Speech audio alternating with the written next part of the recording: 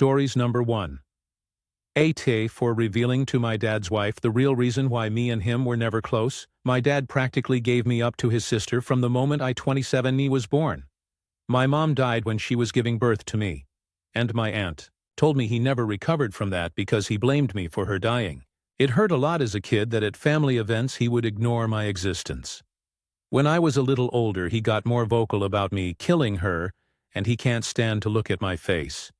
You can imagine the amount of therapy that put me in. I used to go to church crying because I was scared about going to hell for doing that to my mom. That's how much his words fucked me up. But the shitty part was that I never stopped trying to be accepted by him. After my high school graduation, he told me to never bother him again, since he legally has no obligation to me anymore, since he was sending my aunt money to take care of me. Around that time is when I finally started accepting that reality, so from there, we moved on with our lives. My aunt doesn't talk to me about him. Sometimes my grandparents do, and that's how I found out he got married. They were mad he didn't invite me to their wedding, but to me it didn't matter, because we're not close. But it was his wife who wanted to meet me. It's the first time ever that he wants to make contact, and it was to pretty much say she wants me on their life. She doesn't know the real reason about why we're estranged, he asked me, to please not say anything, and maybe this could be a way to reconcile after all. But he was only doing it for her. That much was clear when we talked. I never said I would be. He still insisted on us meeting at their place because she really wanted to meet me. All she thinks is we were estranged for not getting along in my teenager years, going to college and losing touch because of life stuff. It pissed me off that he played it off as us just not talking for petty reasons. Meanwhile, the actually reason damaged me for years. I told her the truth. Everything he said to me. That he was never a parent to me, that was all my aunt. It was definitely a shock for her. The outcome was a disaster. Everyone has heard about this now. My grandmas in particular told me she understands my anger. But this was his chance finding someone since losing my mom, and now it's been put in jeopardy. My dad is devastated. They think it was going too far to ruin his marriage that way, when he was willing to include me in their lives, which could have been the start of our relationship. And they say not only did I ruin that, but also possibly wrecked his marriage. She just doesn't agree at all with what he did, and it could have been avoided if I didn't say anything. For me, it was hard not to tell the truth after the lies made it seem like it was nothing serious. I couldn't ignore what happened after what it did. I'd care if it was the right call since it put their whole marriage at risk after all. Relevant comments. Commenter 1. Dude, NTA. Your dad is a grade A double cheese asshole from hell, with a special topping of asshole served with asshole sauce. He deserves every bit of what happened to his second marriage, because he presented himself as a different person than he is. I am sorry you had to go through this. I wish you strength, and may you find more people who love you unconditionally. Reply.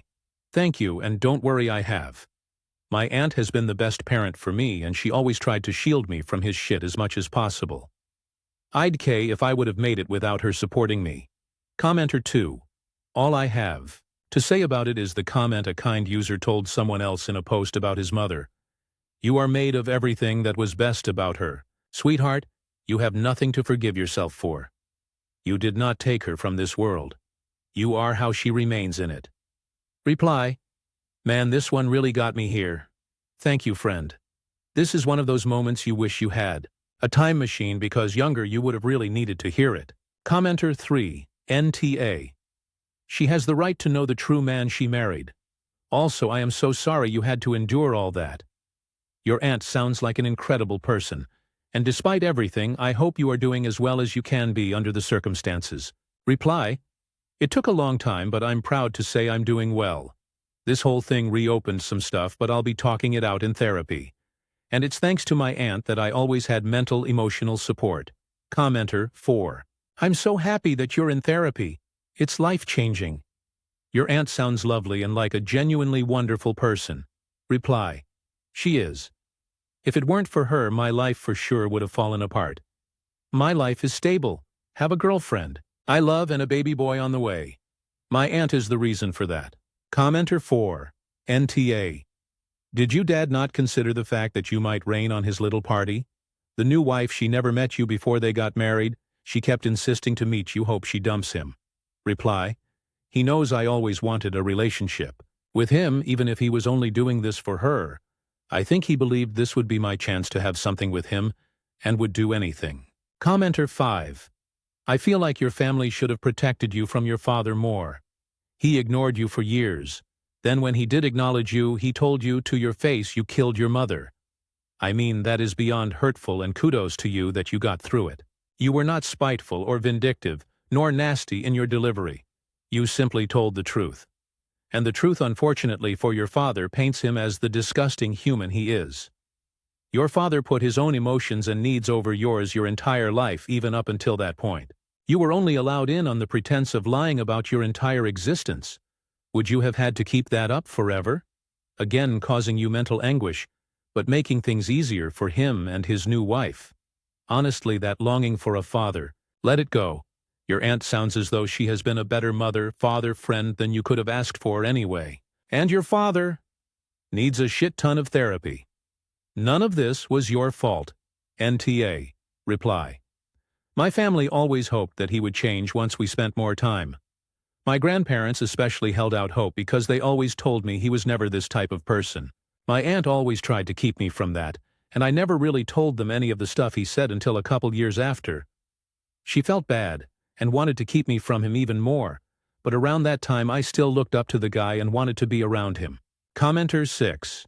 No matter how busy life can get you, don't forget to invite your son to your wedding. This woman should have insisted on meeting you before she got married to your dad. Estranged children are always red flags. Reply: IDK, how he managed to pull that one off. Shoot, by the time me and my girlfriend had gotten serious, I'd already met her whole family. Every distant cousin. Commenter 7. Very dodgy move by your dad. He must have painted you in a bad light, so I bet she was expecting someone very different when she finally met you. Not the articulate and mature family man you are, for sure. Please keep us updated. I'm curious if their relationship survives this. She sounds like a woman who just couldn't ignore your existence, so if she stays, then expect she will lead the charge for a genuine apology from your dad. NTA. Reply: I'm not sure about that. Otherwise, why want me in their lives, right? Or maybe thought with some mediation it would be different. She was super nice to me. Update: AITA for revealing to my dad's wife the real reason why me and him were never close. Words can't express how much it meant to me getting so much love from my last post. Everyone who supported not just my actions but also acknowledged the hurt. To all the sweet internet moms who commented and DM'd me, y'all know how to make someone feel loved even by total strangers, LOL. Since so many people wanted an update, here it is. It's a little heavy, and for a couple days I needed some time to process it and do some crying. They're splitting up. Heard it first from my grandma, then from his wife, or I guess ex. She was legit crying on the phone when she called to tell me sorry for putting me in that position. Her and my dad had a longer conversation where he told her everything else he did, so she made that decision. She can't stay with someone like him. And she wanted me to know how disgusted she is, also to tell me thanks, which is something I really needed to hear. My dad is who he is, yeah. But regardless, two people splitting their marriage because of what you said is a hard thing not to feel guilty about. This lady is heartbroken going through divorce just a few months after getting married, and she wanted to make the time to reassure someone else that they made the right choice. Unexpectedly, though, my dad wanted us to talk yesterday, too. My girlfriend again didn't want me to. Trust me, I get her point. She's the one who didn't want me having dinner with them in the first place. For one thing, we didn't know what he wanted to talk about, and what would that do to my mental health? It was probably a bad risk to take, but I met with him. And yeah, I should listen to my girlfriend more when it comes to this stuff. First time in my life I think we had a conversation about my mom. How much he loved her, them being happy and excited about having a family. But then she died, and he told me even if it's wrong, he can't ever not blame me because simply, if I hadn't been born, she'd still be here. He's only sorry for not completely staying away from me and saying horrible things growing up. While he wasn't saying this to be malicious since he seems sincere, it was still an ouch for me. In the end, we decided having a relationship with each other was never going to happen, and said goodbye. He at least apologized for trying to put me in that position. First good thing he ever did was tell me what happened with his wife wasn't my fault. Then I just went home and cried. Had my day to process. A short therapy session and support from both my aunt and girlfriend to get me through. The rest of my family is leaving me alone, at least so glad that in the end, it was resolved. Not a total happy ending, I know, but in the end, it's better this way. Relevant comments. Commenter 1. His late wife would be ashamed of him. Commenter 2. I thought the same thing. If his late wife had known this about him, she would have rejected him outright long before OP came into the picture. He threw away the only piece of his late wife he had left. What a pathetic man. Commenter 3. OP. I'm sorry you were given such a spiteful man as your dad. His grief may have started how he treated you. His spitefulness and overall anger has clouded his judgment. You are not responsible for his marriage dissolution.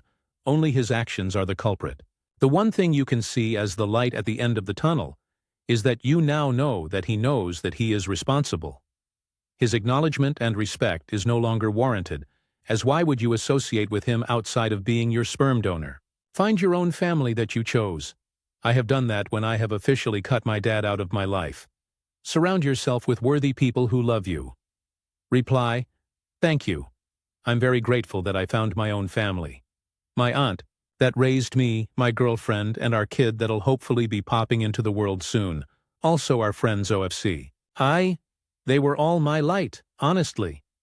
My aunt did so much to help me, even when she had to be the bad guy in my eyes as a kid-teen, because how dare she try to keep me from my dad, when the reality was she was trying to shield me from his cruelty. She did everything for my sake, and stepped up for me as a parent when he wouldn't. I'm lucky to have someone like her in my life. Commenter 4. I get you, OP. My husband was my guiding light, and he has repaired my ideal of what a good father should be. Congrats on the new baby. You now know what not to do with your bundle of joy. Reply, thank you. At first I was scared about being a dad, just of the cycle repeating in some way, but then that helped me see more how the whole thing was always a him problem. The first time I heard my son's heartbeat, it was like, how could you not love your baby? And that cemented the thought for me even more. Everything was on him. I'm glad you found someone who helped guide you too. Commenter 5. OP, I hope this whole situation can give you some closure. I'm sorry your dad couldn't be the father you deserved, and I hope you can heal from all the horribleness he put you through now that he's out of your life. I just want to reiterate that none of this was your fault. Every ounce of it was your dad's. I wish you all the best. Reply. As painful as it was probably the best outcome that could have come from this. Or maybe it's just that I had low expectations going into this conversation. It was still a form of closure we both needed to have. Commenter 6. Hey, question just for perspective. Were your aunt and grandparents on your mom's side or dad's? I am just curious about which side of the family stepped up and raised you. Reply, she's my dad's sister. Everyone I mention in my post are from my dad's side of the family. Why, my mom only really had a relationship with her parents. I was close with them growing up, and during the summer I went to stay with them. My grandpa passed away when I was little and still talked to my grandma. After our son is born, we want to drive out in a few months so she can meet him. Commenter 7. You, by your own words, ruined his marriage. Even after your post saying that you had moved on, obviously you haven't. You held a grudge, and because of this, you exacted revenge, and you seem okay with that. You obviously possess the same emotional disconnect that he does, the same disconnect that allowed him to hurt you. You could have chosen not to meet his new wife. You could have chosen to be the better man. You chose neither. In time you will be able to rationalize your behavior, and maybe you will realize what you done was wrong. Reply. She thanked me for telling her the truth, so no, I don't feel bad at all.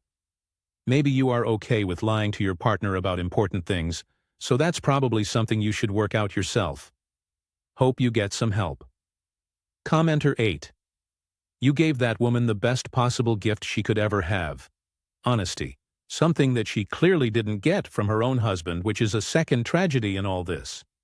The truth of what happened would have eventually come out at some point, so the best thing for you and for her was what happened when it happened. Live in the light and love well. You deserve all of life's blessings. Stories. Number 2. AITJ for telling my husband I won't host Thanksgiving for his entire family this year. my husband 34M and I, 33F, usually host Thanksgiving. His family is huge, cousins, uncles, aunts. It ends up being 25 plus people. Normally I handle most of the cooking and prep because he works long hours. This year I'm burned out. I told him I don't want to host. I suggested his mom or one of his sisters take it on. He got really defensive, said his family expects it at our house, and it would be embarrassing to change it up. I stood firm and said, if you want to host, you can do the planning, shopping, and cooking. He said I was being unreasonable and punishing his family over my mood. Now he's sulking and acting like I'm ruining a family tradition. See, I don't think it's fair to be obligated to host every single year, especially when it drains me. AITJ for putting my foot down about not hosting Thanksgiving this year? Comments. Commenter 1. Not the jerk. It is unfair to expect someone to take that on every year. It is fair for others to take a shot. Commenter 2. So he'd rather punish you, his wife, than his extended family? If anything, he is blowing this way out of proportion. You not hosting does not mean the end of tradition or Thanksgiving. It means it's someone else's turn. You done a nice thing. You didn't sign a contract for life. I'm sure there are capable adults in his family who own an oven and know how to use it. It's your turn to be hosted and enjoy a few drinks and a meal. Commenter 3. His sulking is manipulation. If you cave into manipulation, it is an invitation to him to use that tactic more and more. Just say no, you can't do it this year. Don't allow it to turn into an argument. Tell him it won't be embarrassing, because you will message or talk to every one of them yourself, and explain nicely that you can't do Thanksgiving this year because you are tired and burned out. Normal people will understand and maybe come up with an alternative idea. People who want to take advantage of you are not worth bowing down to. It will make them just get worse. Some people need to see the boundaries. Edit 2. Add. Maybe the husband just likes to puff up his chest and take pride in hosting the occasion without doing the actual work to take the credit for it. If he is difficult, tell him that. Commenter 4. No, he expects it at your house. The family needs to do big gatherings in a rotation, and everyone contributes. Stories. Number 3. My sister orchestrated a family intervention to get me to leave my partner of 4 years. This has been sitting in my drafts for 6 months now. I 25F met my partner 29M in 2020 while I was finishing my undergrad studies, and we were both in the same field. Our first conversations were deep about our personal philosophies, culture, faith, and our views on the world. And we quickly realized that our values aligned so well. He's funny, attentive, smart, talented, and ambitious, and I was so in love I still am. We made it official 2 months in. And low-key we both knew we wanted to marry each other already, but of course we didn't rush as we were still finishing up school. We have the same religious background but not the same ethnicity. And for this reason both of us were nervous to tell our parents about our relationship because we didn't know how they'd react. Most ethnic parents would want their kids to keep it within the culture. But from what I know, they may be stubborn at first, but will come around eventually. Right? For me, ethnicity is a non-issue. We're both religious, so having the same faith is more important in my opinion. I thought my parents would think the same. Because if they're so religious too, then they shouldn't place their cultural values over their faith. Anyway, my partner didn't wait too long to tell his parents. They and his siblings were very supportive and welcomed me with open arms. I, on the other hand, hesitated for the longest time because I really had no idea how my parents would react. I'm a bit fearful of them. And honestly, my relationship with my parents isn't that close. Of course, they're caring and all, but not in an emotional way where I can come up to them and be vulnerable about something. Definitely not my dad. This is where I'm at fault, because even if it was hard for me to be honest with them, I should have just done so instead of hiding my relationship from them. My siblings knew before my parents.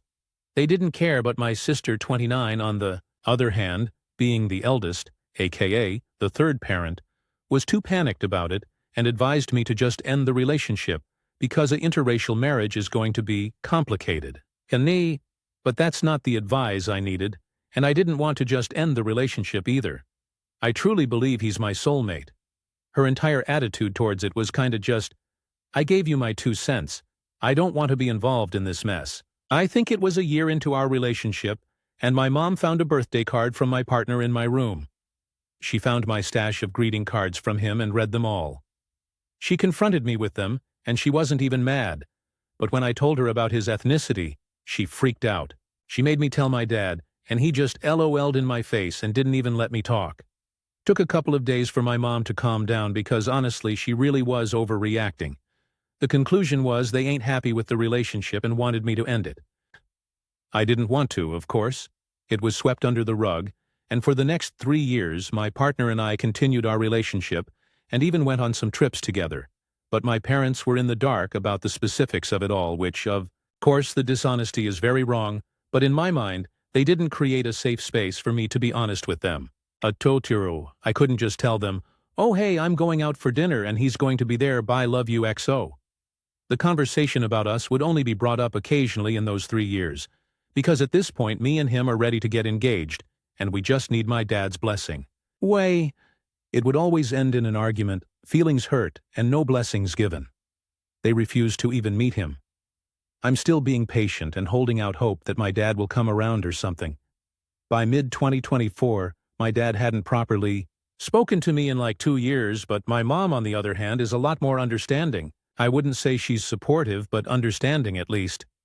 In her words, she just wants to help me avoid an unsuccessful marriage, because in her mind, interracial marriages just don't work. But if I'm so sure about him, then she will be by my side. And if it fails, she'll be there with open arms. My parents are traditional, but she's always been the more level-headed one between them, besides that freak out the first time. Now the catastrophe.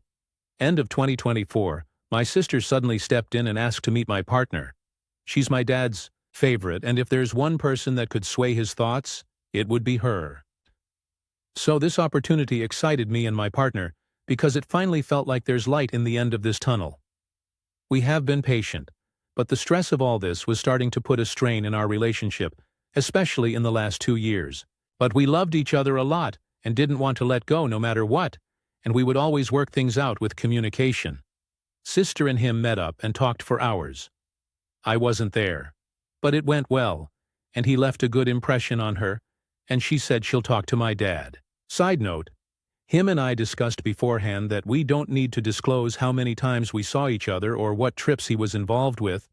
We know the dishonesty and hiding was wrong, but we felt like we were entitled to that privacy at the very least. He's the type that loves honesty and just says, "Fuck what people think." But I just didn't believe honesty works with my parents. Especially my dad, because he's someone that's very critical and will shame you for your different values. Now I thought things will be dandy from here on, but my sister was acting weird and distanced, and when I would ask her what's wrong, she would brush it off. 3 weeks of this pass, and it's the new year now. My mom sent me off to do some errands for her, errands at a suspicious time of the day, and I really felt like something was off. I come back home and my parents and siblings are all in the living room telling me, "Sit down, we need to talk." My heart dropped. I'm sorry if this is not very detailed because honestly, that event was so traumatizing. They said they hired an investigator to find out everything about my partner and what our relationship entailed. That was a lie, of course. My parents didn't want to admit it was my sister that went through my devices and looked through all my messages and emails and ransacked my entire room. She proudly admitted to it later. Why? And from their findings, they concluded that he's a liar, a gaslighter, a manipulator, and that I'm a victim of this relationship. They said they found out about all our dates and trips, and are holding him accountable for it, that I was forced to lie and do things against my will, and that him showering me with gifts is just a way to manipulate me. A lot was said, and I just felt embarrassed and humiliated. It was 6 against 1, and I couldn't say anything to defend myself or him. I felt like I was being stripped naked as they went on and on and on about what they uncovered, and whatever conclusions they drew from them. Him and I are semi-long distance, so most of our talks are through texts, so for them to read everything, like my vulnerable side that I only felt comfortable showing him, our intimate conversations, our arguments where we both showed some really ugly sides of us, it just felt so invasive. They claimed he's putting a wedge between me and them, and that I was ruining the family peace. They wanted me to feel shame, and it worked. In the end, I was given an ultimatum, and I felt like I had no other choice but to just agree with them and leave him. I was numb. They made me block him, and my sister texted him that we're over and threatened to file a retraining order if he were to come near me. He didn't answer that text. I was numb, and I couldn't even cry anymore. I surrendered. I couldn't even fight anymore. At that point I was just nodding and agreeing to whatever they say. The following days they were so nice to me, because I was a good daughter, and I complied to them. And they were the heroes that saved me from a toxic man. But I'm on house arrest and on close watch. I had to hand over my phone when they ask, so that they make sure I never reach out to him. My soulmate was ripped away from me and I didn't know what to do. 2-3 weeks later, I woke up a little from my numbness. I was angry. I was angry at my sister for betraying my trust. I was angry at my father for being so bigoted. I was angry at all of them for invading my privacy. I was angry at the entire situation because it's not my fault. They never gave me the support and comfort to even be honest with them. I made mistakes, but I blame them for it. I cried to my mom about it and I told her, you know what, I don't care if you guys think he's a bad person. I would rather learn that on my own than to be forced to leave him and regret it my entire life. They treat me like a fucking kid. I told her I will always be angry at them for what they did. She urged me to talk to my dad again and tell him what I told her. She told me I should just proceed with marrying my partner against their wishes and accept any consequences. She told me she'll be by my side. Before I talked to my dad, I sent him a letter through text. We're both non-confrontational people, so I felt like this would be a good way to express my feelings. I apologized deeply for everything. I clarified that I never meant disrespect to him or my family members. I put anger aside for this letter, because anger doesn't work with a stubborn man like my dad. I tried to be vulnerable. I tried to tell him that all I want is their support and trust in me. My dad didn't give an answer to that letter, but he forwarded it to my sister, and she blew up on me by text and called me a manipulator for sending that letter. Her words were so nasty she had never made me cry as much as she did back then. My dad came to my room afterward to talk, or rather yell at me. I had never cried so much. Whoever that was in front of me wasn't my dad. I never knew he could be so cruel. He threatened to leave my mom and tear this family apart if I chose to be with my partner. I'm broken and numb, and I've never felt so alone. I don't know what to do. Comments. Commenter 1. Go be with your partner, or you will miserable for the rest of your life. You are an adult. Leave. If your partner loves you, he will accept you with open arms. You can make your own family. Commenter 2. Yeah. Sorry, OP, but why in the living fuck are you still living with these people and letting them control you to this extent where they force you to block him? Are you 15? No. You're a grown-ass woman who's taken holidays with him, gone on dates, studied, grow a spine, and pull up your big girl pants.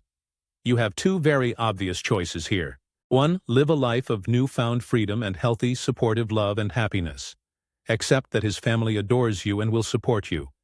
Marry the man you love and see just how amazing your life can be. Stay miserable, controlled, abused, belittled, and constantly stuck in impossible effort for your asshole family and their approval. Be disrespected. Make lousy, pathetic excuses for them and know your life isn't your own. It's theirs. Lose the man you love and the happiness you felt. I don't know about you, but I'd choose option 1. I know this is blunt, but even the way you've written this entire post, you know your family are pretty much monsters. Be your own human. Make your own choice. I hope the next post I see is how happy you are with your partner and freedom. Not another pathetic post trying to excuse your family and their monstrous behavior.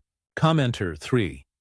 I just read on another post about a toxic relationship that there are victims and there are volunteers. OP was a victim for many years. It seems like she was trapped in bigotry and racism, veiled under the guise of culture. Pretty much every major religious is centered around the concept of loving one another, acceptance, growth, and inclusion. It's toxic, greedy, and fixed-minded people that choose to use it as a weapon. So she's 25, that's well on her way to 30 and still speaks like a small child about the stronghold of the family's judgment. OP, at this point it sounds like you are volunteering to remain enmeshed. TBH, everyone reading this knows what the right thing to do is, and so do you. But the way you speak sounds like you're just not going to break the cycle of abuse and continue to volunteer to remain under their toxic thumbs. But I truly, deeply hope that you do not.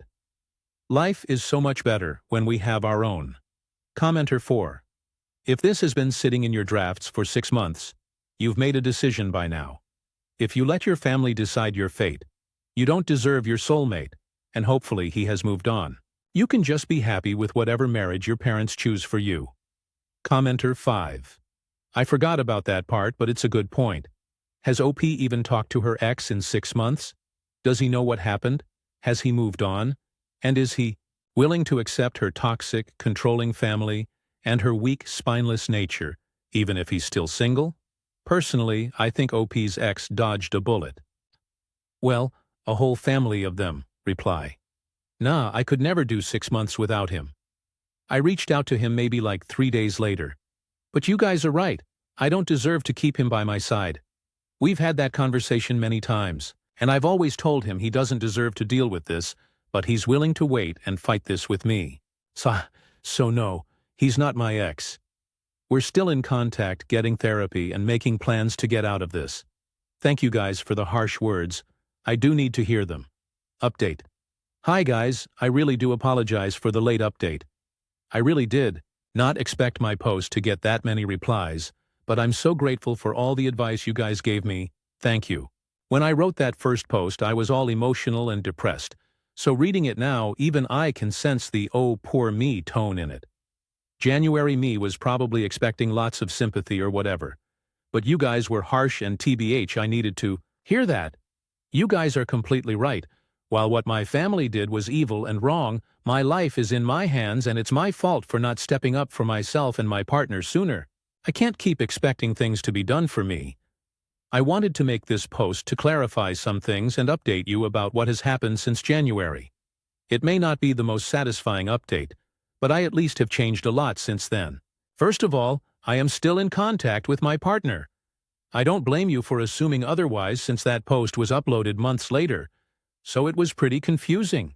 When my family did the whole thing of making me block him everywhere and take my devices and basically threatened me to not talk to him. And that lasted like maybe 3 days. It was in the middle of the night. I was crying hard because I missed him, but also because I'm here, alone, extremely heartbroken, just wishing someone would hold me and show some sort of real care towards me and what I'm going through, and I realized, wow, my family really doesn't give a fuck about me. At least check up on me? When they would, it was more of a just making sure you know your place type of checking up. So I reached out to him and told him everything. There was a lot of "I told you so" from him, and I really do give him a lot of credit for putting up with my bullshit. My entire life, I was trained like a monkey, as one of the comments said, to be obedient for literally minimal reward. And I thought if I was just gentle with my approach and still did everything they wanted from me, I would get what I wanted in the end because I earned it. Right? No. And this is not a unique experience. Unfortunately, this is so common with people in many cultures because parents for some reason believe they are entitled to make choices for their adult children. My partner was understanding and helped me finally see that the environment I'm living in is toxic and abusive. And no amount of obedience and kindness is going to make them respect me. I've been getting therapy for months now, and shocker, it really helps. I would always question what I did wrong and how I can approach them differently to get different results. I would always question why my sister would betray me like that. I would always question why my father would tell me I deserved to be hurt. And so many other questions. But I've let go of caring for any sort of answer now. I've let go of the idea that I need any approval from them. I've let go of ever having a civil conversation with them. I've let go of any expectations. I still live with them, unfortunately. I don't talk with my dad, and I don't talk with my sister. I keep things cordial with my mom, but I don't trust confiding in her anymore because at the end of the day, she feels the need to side with her husband. Her 60-year-old man-child of a husband that's been verbally abusing her for years now and throwing tantrums anytime things don't go his way. But instead of making him aware of himself, My sister and mom just choose to give him what he wants, no matter who it hurts. I still have 2 years of education with no income, and I need this degree in my career, so it wouldn't make sense to drop out temporarily. But I'm working on trying to find something on the side to depend on, and move out as soon as I can. To everyone saying he should leave me, I agree, any man would've. Good thing he's an angel. Comments. Commenter 1. I'm glad you've reconnected with your partner. It seems as though he is the only one out of the people you mentioned who's genuinely concerned with your health and care, compared to your family who only seem focused on reputation and what you being in an interracial relationship will look like to others. You still need to move away from your parents as soon as possible. I doubt you've heard the last of this. Commenter 2. The boyfriend doesn't deserve ops bullshit. Commenter 3. I feel like you're getting a lot of shit from commenters who don't understand what long-term coercive and verbal abuse can do to someone, let alone from a culture where race and religion are so important to some, they've caused this year's long conflict in your family. Well done on your growth. It sounds like you're closer and close to happiness. Keep at it. Commenter 4. Disappointed to read you reconnected with him TBH. I really hoped he had finally gotten free of you. Whatever your issues with your family, you never once stood up for him, and he is worth more than you. You and your bats hit family. Hopefully he sees sense. Stories number 4. AETA for reporting a swim teacher who told my daughter to remove her modest swimwear or skip lessons. So my daughter is 10F and takes beginner lessons at our community pool. She wears a modest, chlorine-safe suit burkini-style top with fitted swim leggings and a long-sleeve rash guard, all nylon spandex from a swim brand. No cotton, no loose fabric. She likes the sun coverage, and it helps her feel comfortable. The facility's posted rules say proper fitted swimwear made of swim fabric is required. Nothing about exposed arms, legs. Last week her new instructor M stopped her on deck, told her that she need to take the extra layers off because they have to see her arms and legs, or she can't participate. I explained it's a single modest suit designed for swimming and showed the tag. He said it was distracting, told my kid to strip down or sit out, and my daughter ended up crying in the bleachers while the class started without her. After class, I tried to resolve it calmly. The teacher repeated that she can't teach technique if everything's covered, and a desk staffer emailed me that it's coach discretion.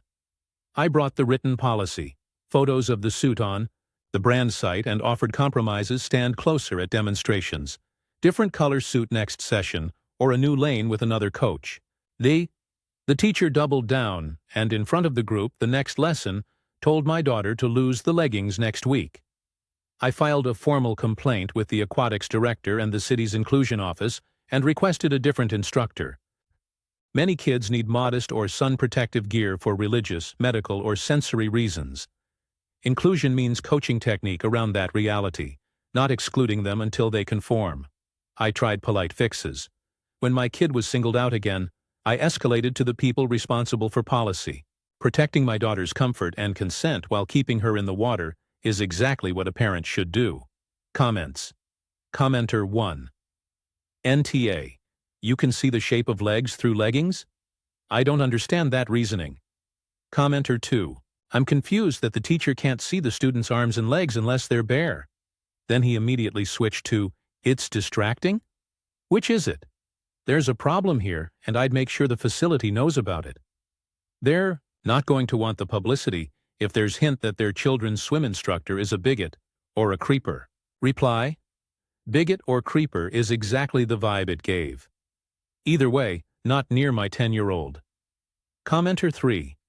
This 100% was not an issue with needing to see her arms and legs. Your NTA and I say take this as far as you can. Commenter 4. I wear a burkini. I burn extremely easily and melanoma runs in my family. I also have hijabi friends who wear them. They cover everything but are skin tight, usually with a little skirt thing. You can absolutely determine each limb individually. I have to assume that instructor has ulterior motives. Did you say they were male? Makes me wonder. Stories number 5. AIO for locking my bedroom door. After my mother-in-law kept entering without permission, I 23F have been married to my husband 31M for 3 years, and we're currently expecting our first child. We're both excited but also stressed. I've had a tough pregnancy, and rest is really important to me. My mother-in-law, 55F, lives about 20 minutes away and has a bad habit of just dropping by unannounced. My husband has always brushed it off, saying that's just how she is and that she means well. At first it was annoying but manageable. But lately she's been crossing serious boundaries. Last month she came over while I was napping, let herself in with the spare key we gave her for emergencies, and came into our bedroom to check on me. I woke up to her standing by my bed, watching me sleep. I told my husband it was creepy and I wanted the spare key back. He said I was overreacting and she was just being motherly. Then it happened again, twice. One time I was in just a t-shirt and underwear, and she actually sat down at the edge of the bed to talk. I told her firmly I needed privacy and rest, so I changed the doorknob on our bedroom door to one with a lock. The next time she dropped by and couldn't get into our room, she freaked out. Apparently she tried the handle, knocked, and even called my husband at work saying she was worried something had happened. Later that night she called me controlling and rude, saying I was shutting her out of her grandchild's life already. My husband asked if I could just take the lock off to keep the peace. I told him no. She doesn't respect boundaries, and the lock stays. Now his whole family is saying I'm being dramatic, and that pregnancy hormones are making me paranoid. I honestly don't think I'm wrong, but now I feel isolated and ganged up on. Am I wrong for locking my bedroom door? Comments. Commenter 1, NTA. You've got both a Mael and a husband problem. No, it's not hormones. It's a gross violation of privacy. You married him, not her. I suspect if you'd known she'd be allowed to waltz into both your bedroom and bathroom unannounced, you'd not have even dated him, let alone married him. Do they somehow not realize people can carry a phone in their pocket now that they can use to call anyone anywhere in the world at any time? She doesn't have to panic if she can't open a door that's not in her home. This all is 100% a power move on her part. I would tell your husband that either she no longer has keys to your house, or you'll have new keys because you will have moved. Without him. This truly is a hill I would die on. Maybe he thinks this is normal, but it isn't. You're not hormonal. You're not being ridiculous or paranoid. This is incredibly offensive behavior. I noticed you said she said you were shutting her out of her grandchild's life. The baby isn't even here yet. She has zero rights to your child. Being allowed to be in your child's life is a joint decision by you and your husband, and it is a privilege for her to be allowed this. She gets no say whatsoever in what you do with your baby short of you abusing the child. Tell your husband this may just be how she is, but he has to stop enabling it by justifying it and allowing it to continue. If he knew she's like this, why did he ever think it was okay for her to get a key? I'm dead serious. I would divorce over this issue. Commenter 2. My husband has always brushed it off, saying, that's just how she is, and that she means well. And this is just how you are. You don't mean ill will. Why do you have to change who you are but MIL doesn't? The next time she dropped by and couldn't get into our room, she freaked out. Apparently she tried the handle, knocked, and even called my husband at work saying she was worried something had happened. But you're the paranoid one? The lady is losing her mind because she needs to watch you sleep? Later that night she called me controlling and rude, saying I was shutting her out of her grandchild's life already. It's controlling and rude to demand 24/7 access to you. Did she forget you're a whole-ass human being yourself even when you're pregnant? You didn't cease to exist. You didn't suddenly turn into an incubator. You're not just a vessel for her grandchild. My husband asked if I could just take the lock off to keep the peace. You're just trying to sleep peacefully. This nut job is the one disturbing the peace. Underreacting TBH. Start preparing for a third parent because MILA is gonna get equal say, and husband will side with her, so you will be outvoted every time. Commenter 3. You are underreacting and you have a serious husband problem. Your MIL is overbearing and creepy, and your husband doesn't care how it makes you feel. Her behavior isn't normal, and there is no reason for her to have a key to your home, especially if she is going to abuse having one. His whole family is nuts. You need to go nuclear with your husband. Show him this post. Tell him that he is putting his mommy ahead of his wife and cares more about his mom's wants than his wife's needs. Die on this hill. Either you change the locks and she doesn't get a key and needs to text or call him before coming over for scheduled visits, or you are leaving. And mean it. Do not put up with this disrespect and having someone intrude on your privacy for the rest of your life. His family seems to have some issues. I had a great relationship with my parents, and we still communicated before visiting. I cannot imagine being pregnant and trying to rest and have someone come into where I was resting and start talking to me. Like what? What is wrong with her? And what is wrong with your husband? Just being motherly, my ass. Just know. Commenter 4. She thinks you're being crazy now. Wait till she gets charged with trespassing. Perhaps you should let yourself into her house and sit on her bed at 3 a.m. and wake her up to talk.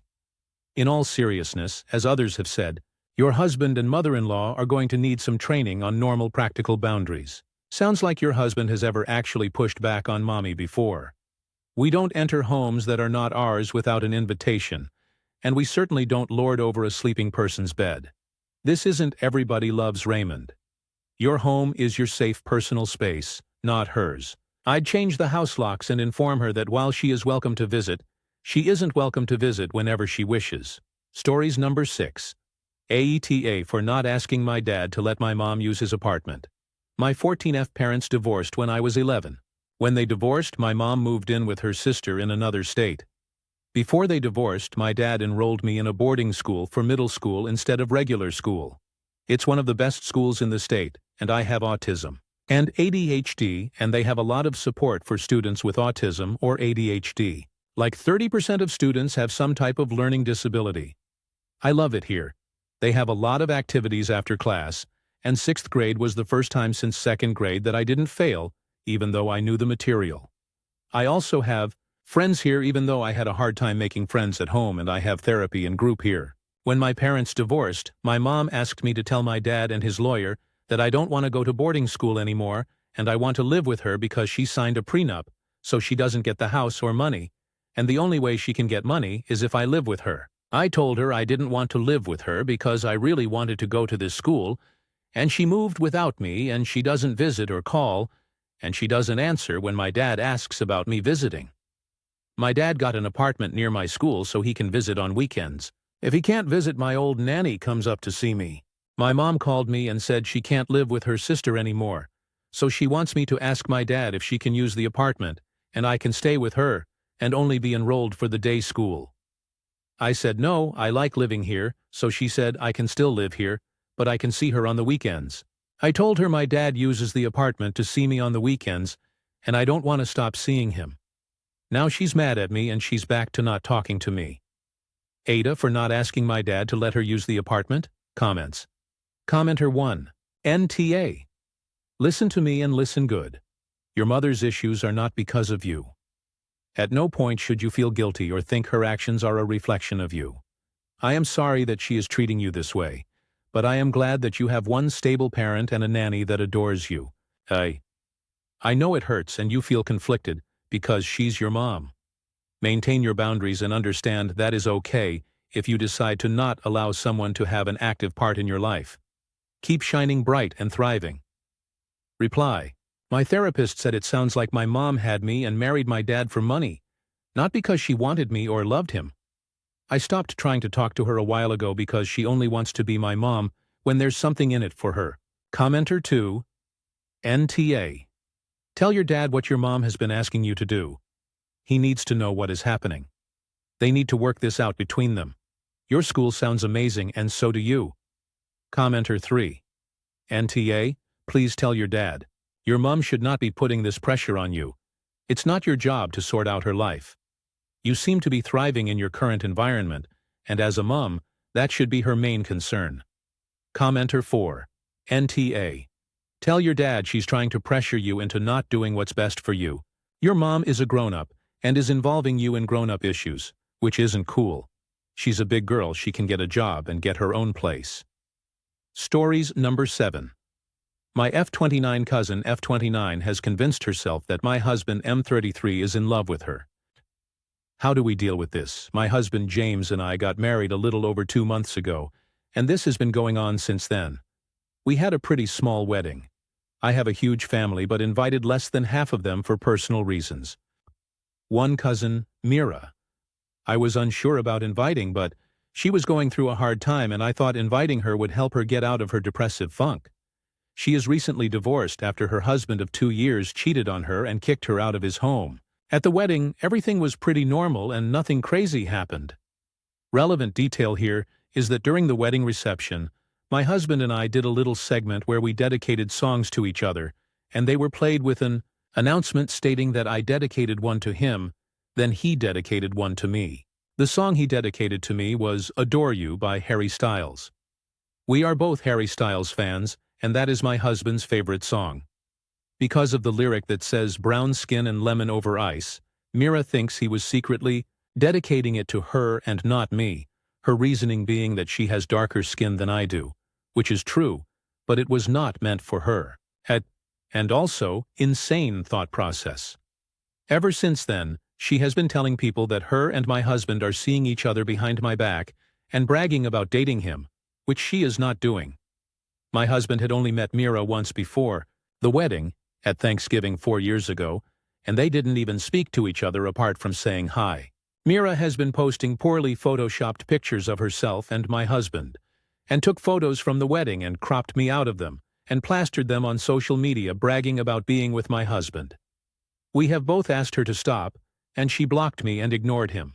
My family members are split.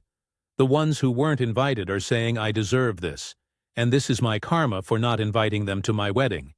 My cousins all think Mira is crazy, and my aunts, uncles who were invited say that I should just ignore her since I know she's lying. This is driving me and my husband insane. And yesterday, Friday, she showed up at my husband's job to bring him lunch and told everyone she was his girlfriend, which led to confusion since most of his coworkers know me, and 3 of them were at the wedding. I literally don't even know what to do at this point because this is so stupid and insane that I'm dumbfounded. I would appreciate some advice. How the hell do I handle this? Edit. Thank you all. I got a lot of advice very quickly. So I'm going to speak to my husband about all of your ideas. I'm getting too many messages and comments of people accusing me of AI, and I don't really want to argue about that right now. So I will be leaving this here. Thanks again. Comments. Commenter 1. Your cousin doesn't sound mentally well, and you should probably look at getting a restraining order. Reply. I truly don't think she is. I knew she was depressed after her separation, but I hadn't spoken to her in a while and didn't think she would do this. Commenter 2. Document everything just in case she goes totally batshit crazy on you. Reply. We have been. Since she did not block my husband or my other cousins, they've all been screenshotting all her posts. They also told security at my husband's job not to let her him anymore. Commenter 3. She is doing some psychotic stuff and has probably had a mental break of some kind. The fact that your family is just watching her melt down and not even trying to get her checked into a hospital is really disturbing. Commenter 4. Talk to an attorney about a possible cease and desist. If her behavior continues, especially showing up at his job, it could cross into harassment pretty quickly and would give him an actual legal leg to stand on. Lawyers' enforcement involvement will also give him some cover with his job if she keeps this kind of behavior up. Depending on where you live and what the company is, a stalker causing problems at someone's workplace could be grounds for firing. Make sure your house has cameras and get him a pen cam or something similar in case she tries to engage with him when he is alone. Don't let those situations become he said. Also, the ones who weren't invited are saying I deserve this, and this is my karma for not inviting them to my wedding. Explain that. Reply. I'll look for an attorney and mention this to my husband. We do have cameras in our house and she hasn't tried to show up there or directly communicate with us, only when she recently showed up at my husband's job. Stories number 8. For refusing to make amends after my ex-best friend reached out to me. The other night I got an Insta message confused. I thought it might have been a mistake. Turns out it was my ex-best friend from high school. Someone I hadn't seen or spoken to in years. She was hoping to meet up and talk about catching up. Hannah, we went to kindergarten together, and we're friends on and off throughout our school years. Our moms were friends, which made it easier. I thought she was my person. At least until the summer before senior year, and my mom got sick.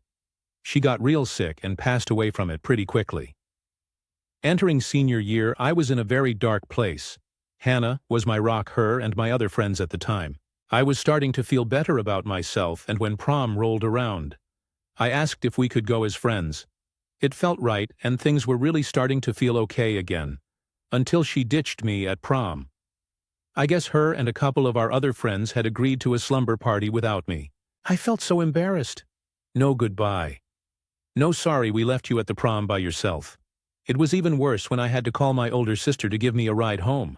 I mean, I can still see her disappointment. Even worse, the principal walked me to the car because I had asked him to check if my friends had left prom. When I asked Hannah for an explanation at school, all she could say was she was tired. You've become toxic with your sadness. Every day you cry and whine about missing her. I loved your mom too, but you make it so hard to be around you. Honestly, I couldn't breathe after that. How does a kid respond to that? I ended high school with no friends, and it wasn't made easier that she never told her mom. Graduation day, Hannah's mom gave me flowers and thanked me for being her daughter's friend. I told her the truth about prom and walked away before I began to cry. I left those things behind me, and now she has the audacity almost 10 years later to try to patch things up. I can't. At least I don't think I can. We spent so much of my childhood being together that I just don't know. She looks like she's done well for herself. So maybe she's changed, but I was really hurt, and I don't think I recovered from it. This turned into a really long vent post. Sorry, relevant comments. Commenter 1, NTA. She abandoned you when you needed her most and said cruel stuff that stuck you for years. You don't owe her closure or a reunion. If reconnecting hurts more than it helps, you have every right to keep that door closed. Reply. Think the only reason I would ever want to talk to her again is to see if her mom is okay. Hannah's mom had a stroke roughly a year ago and hasn't gotten much better, or so I'd heard. Commenter 1, NTA. Doesn't sound like the message was an apology, unless the message was a complete apology, showing self-reflection, and with no obligation on you to give her closure. Don't open the door to your heart. She'll hurt you again. Reply. It was a short hello. A gif from friends of Joey saying, how you doin'? And would I be up to meet up for lunch to talk? You can see now why this surprised me out of nowhere. What happened to the friend group from high school? As far as I know, our original friend group broke up after high school because they all felt conflicted regarding everything that happened our senior year. I had some friends that agreed that my grief was valid. However, majority of them agreed with her. Update. For refusing to make amend with my ex-best friend after almost 10 years, I made a post about a week ago regarding an old best friend Hannah trying to make contact with me. We were close growing up in school together, but after losing my mom at 17 we had issues. I was apparently too much to deal with because my grief was toxic, and I would cry too much for anything. The post was removed, but I was hoping to still give an update since people had given feedback on how to approach the situation. Hannah messaged me Friday again, asking if we can meet up at the local mall food court on Saturday, since we used to hang out there all the time. I thought, I had to go to the mall on the weekend anyways to pick up a order, I might as well hear her out. Of all the hypothetical scenarios that my anxiety and stress had popped into my head, I didn't expect her to actually be there. Worst of all with Christy, another one of my friends from school that was cold to me after my mom's passing. I hesitated to even approach the table once I saw them together. They were older, which makes sense. It's been years since high school, and we were all adults. I gave myself a hypothetical 30 minutes. Only 30 minutes, and I never have to see their faces again. I approached the table. We sat down and talked. Hannah talked, and she talked a lot. Apparently our old high school teacher who ran the club that we were all in together wanted to do a reunion with us. She apparently couldn't get in contact with all of us, and was curious if Hannah wouldn't mind getting my info. Christy mentioned that I was the only one that she couldn't get in contact with. That's it. I anticipated some kind of catharsis to come, but all I felt was rage. What else is there? I broke. I mentioned what happened after my mom. I mentioned how lonely I felt after being ignored and called annoying for grieving. I mentioned how it took me so long to trust again after the people I considered friends just left me. That I would come home to an empty house after school, Instead of my mom cooking dinner or talking to me, both Hannah and Christy were quiet while I stood there at the point of tears. I can't even remember standing up. I felt childish crying, but seriously, you send me a message wanting to meet up to talk to make amends. Just to tell me that you're only doing this because a random teacher who we sat in a classroom with for 30 minutes every Friday told you. I composed myself. I wasn't about to have a mental breakdown in the middle of a damn food court. I needed you then, and I don't need this now. Hannah shut down. I could tell my words had done something to her. Christy just got mad. She reprimanded Hannah and said that there was no point in finding me, and this proved it. Christy chalked up everything that happened in school to kids being kids. That it was past. Okay.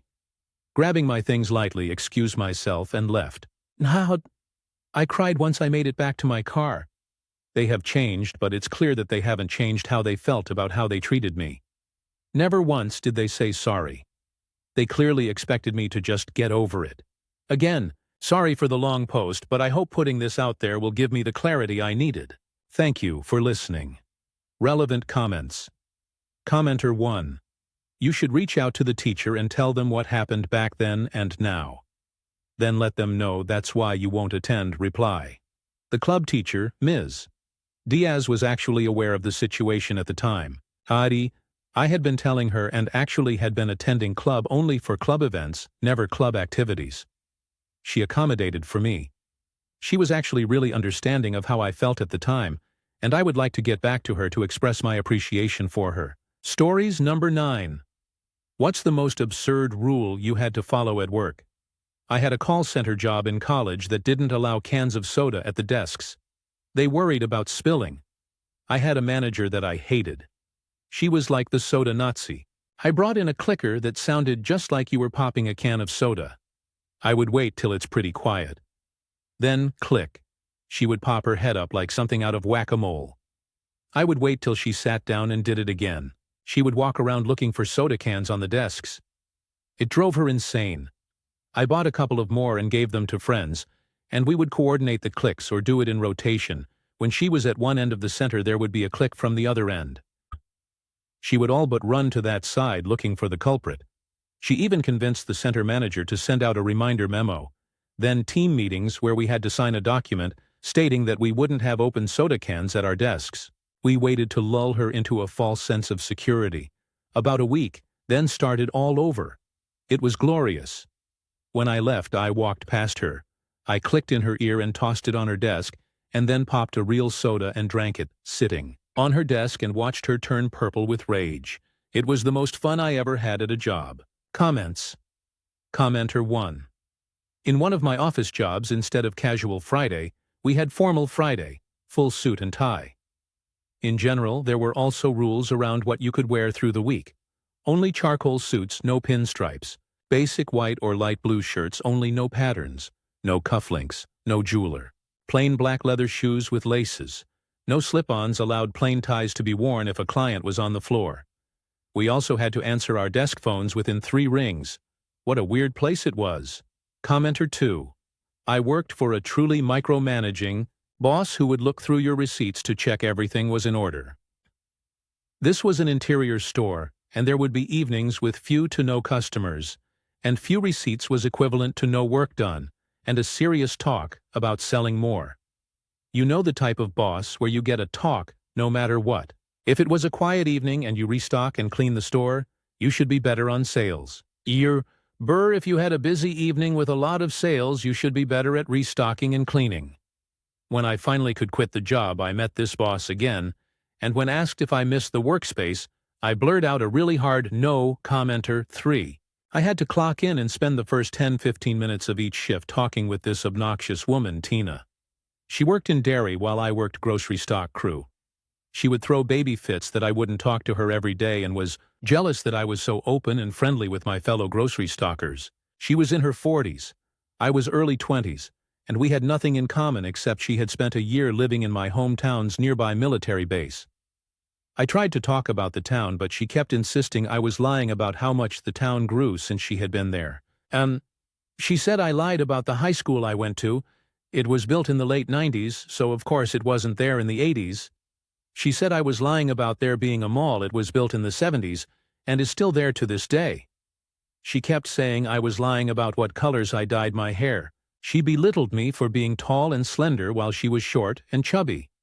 She always criticized my clothing choices like, "Huh? Pink is an old choice for a belt. Why don't you ever act normal and wear black or brown?" She also hated that the guys and I in the stock crew grew so close and had always ignored her. They were young dudes in their 20s and got tired of her rudeness and lack of nice qualities. She hated that the stock crew would all get pizzas for lunch and exclude her. Her lunchtime was at a different time than ours, and we each bought our own pizza so she could have bought her own pizza from the Domino's down the street like we did. The issues were all annoying and minor, but not enough for anything to be done. She also is one of those people who can't talk and work at the same time, and she would block you from doing your stocking if she came to your area. Plus, she refused to help with unloading down-stacking trucks, so why would the stock crew want to be around her lazy self? Management got tired of her complaining about me, so they demanded I socialize with her.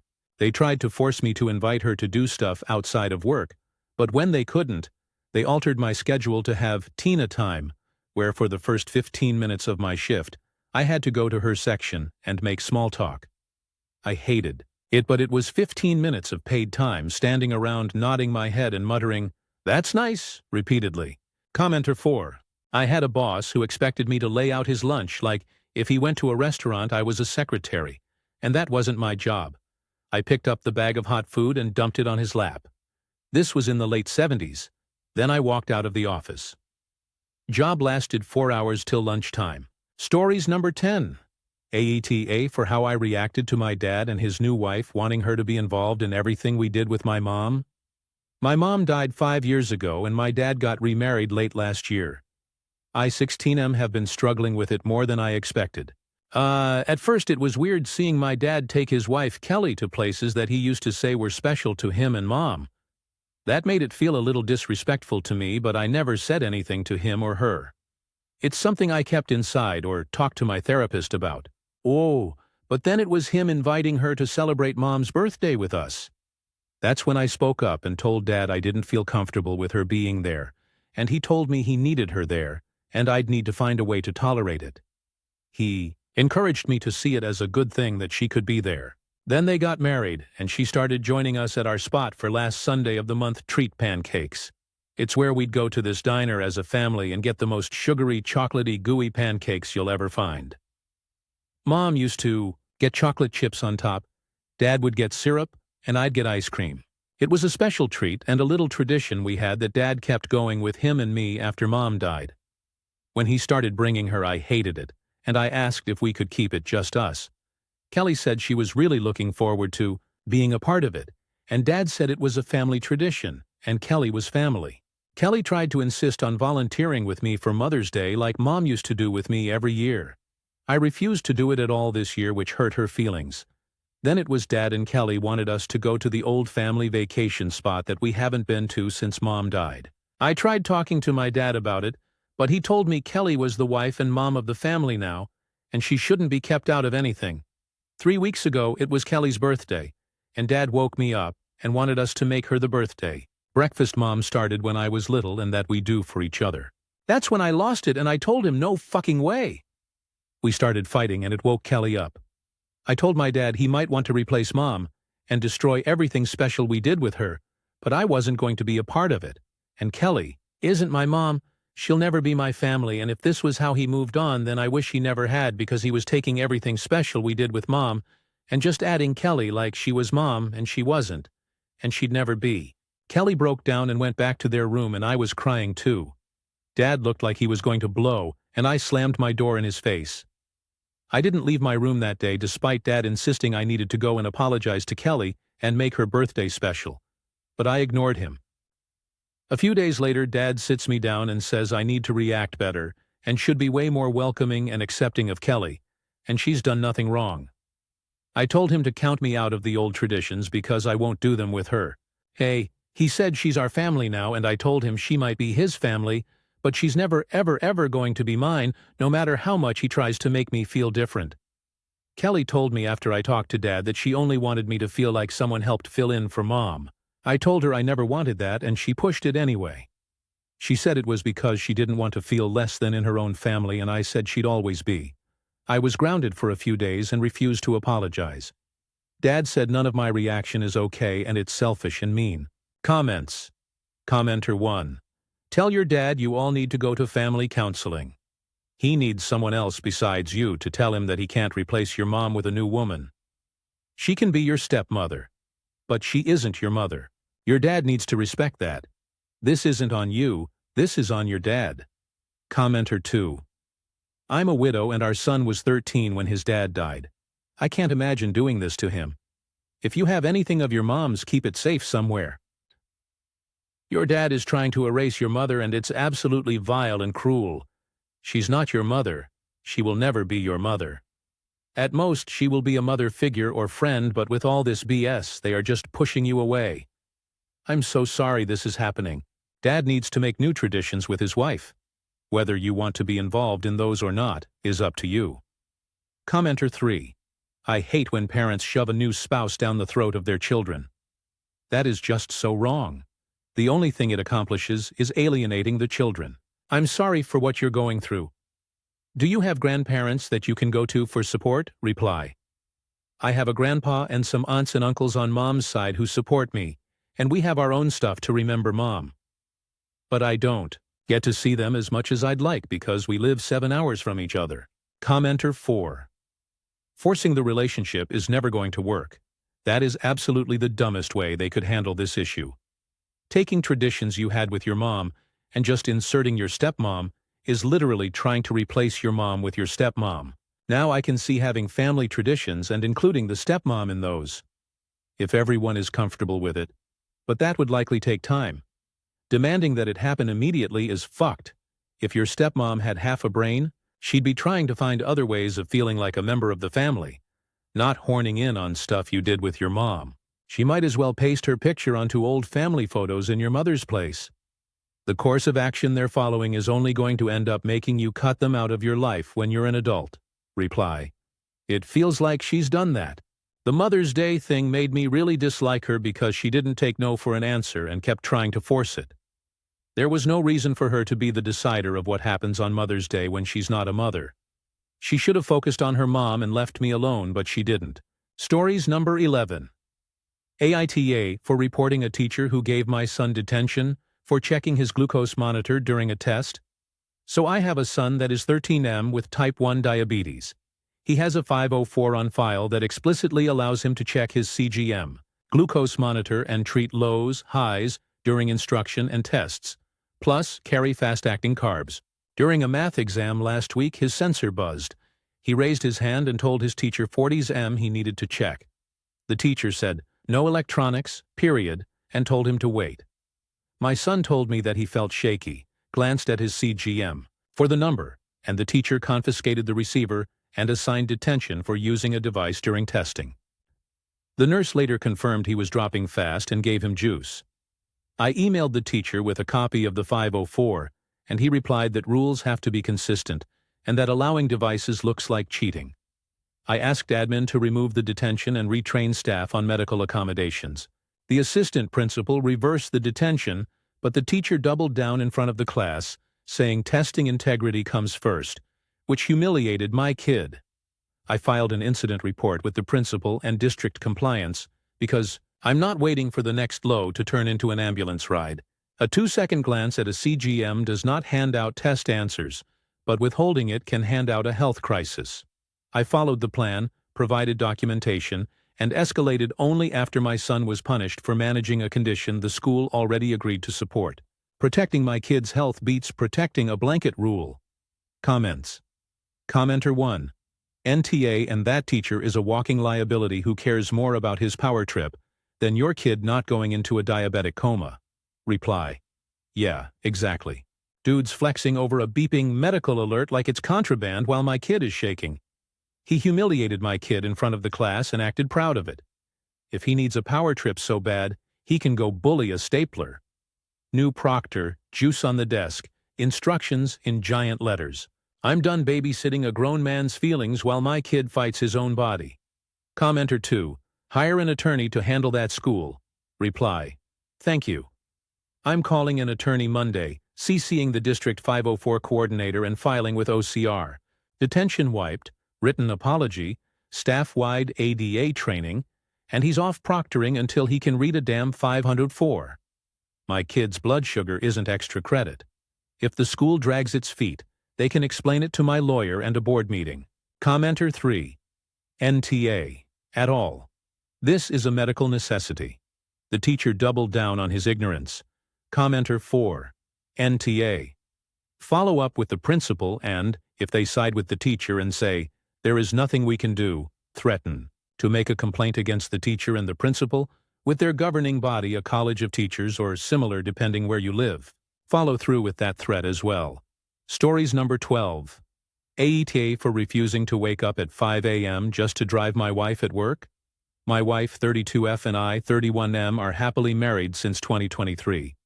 I'm a teacher. She works at a bakery. Till now, I used to pick and drop her as our work timings were roughly the same. Recently, she got a shift in position, which requires her to be present there by 5:30 a.m. She doesn't know how to drive as she's paranoid about it. Bus service is not feasible. One coworker is ready to pick and drop her at a point around 6 miles away from our home. Now she wants me to drop her at that point every morning. While coming home, she's ready to walk the 6-mile distance. But I'm refusing. It has become a topic of daily quarrels. I sleep from 12 a.m. to 7 a.m. and can't function without 7 hours of sleep. My working shift is from 8:30 a.m. to 5 p.m. I also tutor a foreign student online from 9 to 10 p.m. Her argument is that she's too tired to walk 6 miles both sides, while my logic is waking up and dropping her off at that time disturbs my regeneration time as a full-time worker. Edit. A lot of you have advised me to get her a bike. Well, thanks for that. But that's not an option as well. She finds it hard to balance a two-wheeler. I know it sounds too much, but it is what it is. Edit 2. Thank you everyone for the tricycle advice. I wonder why it didn't came to our mind. I'm going to share this idea with her. Comments. Commenter 1. NTA, she needs to learn to drive, or get a portable scooter or something. And a 6 walk isn't even that bad. Her request makes a mild inconvenience for her into a huge problem for you. Commenter 2. NTA. Why is it okay for her to be too tired to walk half a mile, but not for you to wake up, dress, get in the car and drive her? And it's half a mile. It takes like 15 minutes to walk. It's tough luck. Don't be too hard on her. It's probably extremely frustrating for her that her shifts have changed. Have a kind and open convo. But you are NTA. Commenter 3. NTA. She's not willing to drive. She's not willing to bike. She's not willing to walk. WTF is she willing to do to compromise other than completely put the responsibility on you? Commenter 4. She cites being too tired to walk that in the morning rather than safety, so I'm gonna say NTA. To me, 6 miles is pretty trivial if it's not unsafe, though a bike would be ideal. I'd be more sympathetic to a safety argument, but I'd still hesitate to say, you changing your sleep habits should be the solution to this problem. Stories. Number 13. AETA for not using my legal last name, because my mom changed it when she married my stepfather when I didn't want her to. My father was a POS, straight up a POS, and I don't feel sad that he's dead. Even his own family, parents, siblings, cousins all agree he's a POS. But his family have always been the best to me, 17N, and my sister, 14F. We actually lived with Grandma and Grandpa for 2 months after our father died because our mom had some shit to work through. I was 5, and my sister was 2. They'd babysit us after school and whenever Mom needed a babysitter. 2 years after my father died, my mom married my stepfather, and they changed mine and my sister's last name to match his last name because Mom took it. When Mom told me about it, I told her I wanted to keep my last name. She told me it would be better if we had a family name and for us to not have the association with our father. I told her I liked having the same name as Grandma and Grandpa. She told me it would hurt my stepfather's feelings if we refused to take his name. I asked him, and he said he didn't understand why I'd want to keep the name of my father, and he told me he'd adopt me if it would make it easier. But I said, no, and it wasn't about my father, it was grandma and grandpa. Why? My stepfather shut down the conversation and told me it was happening, and as a kid I had no say in the matter. I came home from school one day and my mom was cheering that we all had the same name now. She told me what people called me at school, the doctor and other places would change. It was annoying, and being so young I thought I could make people call me what I wanted, but that only worked for first names. Eventually I did work out a deal with teachers where I could use the OG name casually, but for assignments and PT conferences it would be the new name. My friends kept calling me by my old last name, and my mom and stepfather tried to correct them, and the friends of my parents. It became a whole mess. When my sister went to school she did the same thing as me, which angered my mom and stepfather so much. They said she was too young when it was changed for her to care, and it was clear she was copying me. I refused to stop. I have less than a year until I'm 18, and I still use my old last name with friends and with my grandparents and stuff, and casually at school. All my documents have the new one for now. I'm changing it back when I turn 18. My grandparents know, and they told me they'd help if that's what I wanted. My mom realized like 5 weeks ago now that I was planning to do that, and she told my stepfather and they made a big deal out of it. They said I was disrespecting our family and being a bad influence to my sister because she was only copying me with all of this, and she was learning to treat the man who stepped up like shit. I told Mom she changed it when I didn't want her to, so I won't use the name or keep it when I don't have to. My stepfather said it was important to him, and he won't ever try to be a father figure to me if I go back to my old last name. He said I'm his son, and will be the person to carry on the name to the next generation, and changing it back will end his name. I told him it was never the name and they forced it, but they couldn't force me to keep it as an adult. I told him the name was never about my father, but the family who were there to help us whenever we needed it, and I said I wanted to honor them and keep that connection alive because of the love I have for them. He told me he had done everything they had and more, and if that's really my stance, then he wasted his time and money because I'll never appreciate him like he deserves. He said he always got the feeling I resented him, and I admitted I did. Because of the name thing and the way he'd get real weird because we loved our extended family and didn't want to let them go. I told him he made it all worse. He said he should have been enough, and he had a family to offer us too. Mom told me the name thing will change everything, and I could at least be respectful enough to use my actual name while it's legally my name. She said I'm being juvenile in my stubbornness. Comments. Commenter 1. Your mother and stepfather are being super unreasonable. Now you get to choose legally anyway. NTA. Commenter 2. My son, when he was around 15, asked me why I and his stepfather never changed his and his sister's surnames to our new surname. We had married when the kids were 6 and almost 3. Their bio dad was in a different country. They saw him every 18 months. I told my son, it's your name. If you want to change it, we will, or you can make the decision when you are an adult. It's not our place to change it for you. A name doesn't make a family. Love and respect do that. Of course, he then asked me why I hadn't legally changed my first name, which I hated when the only people who still used it were my parents and siblings and official documents. Why was I so worried about my parents' opinion and let that rule my actions when we rarely saw them different countries? Again, and I'd hated my name since I was a kid. I went and changed my name by deed poll the next week. Commenter 3. If his love is conditional upon a name, then it was never about you to begin with. It was about his ego. They shouldn't have changed your name to begin with once you said you didn't want to. If he had gone about this the right way when you were younger, who knows? You may have wanted to add his name in some fashion.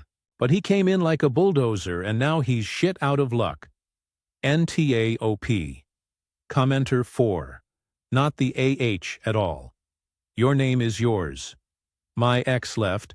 I chose to go back to my maiden name. My daughter wanted to change her name to be the same as her uncle and grandma and me, but she was all about Gran and her uncle. I did it unofficially for a while to be certain she was happy, and after a year I did the papers. Incidentally, I still kept her dad's name as a middle name. He's still absent, but that's all part of her identity and it's not my place to erase that. Your mom and stepdad are really out of order changing your name. Stories number 14. I am a cis woman. I am a cisgendered woman. I am 6'5" tall, built big, huge feet and hands, deepish voice, and keep my hair short. I don't wear feminine clothes, just jeans and a t-shirt. My whole life, people have made it a point to tell me I'm not a woman. They let me know I'm going to the wrong restroom, insist that I am lying to them.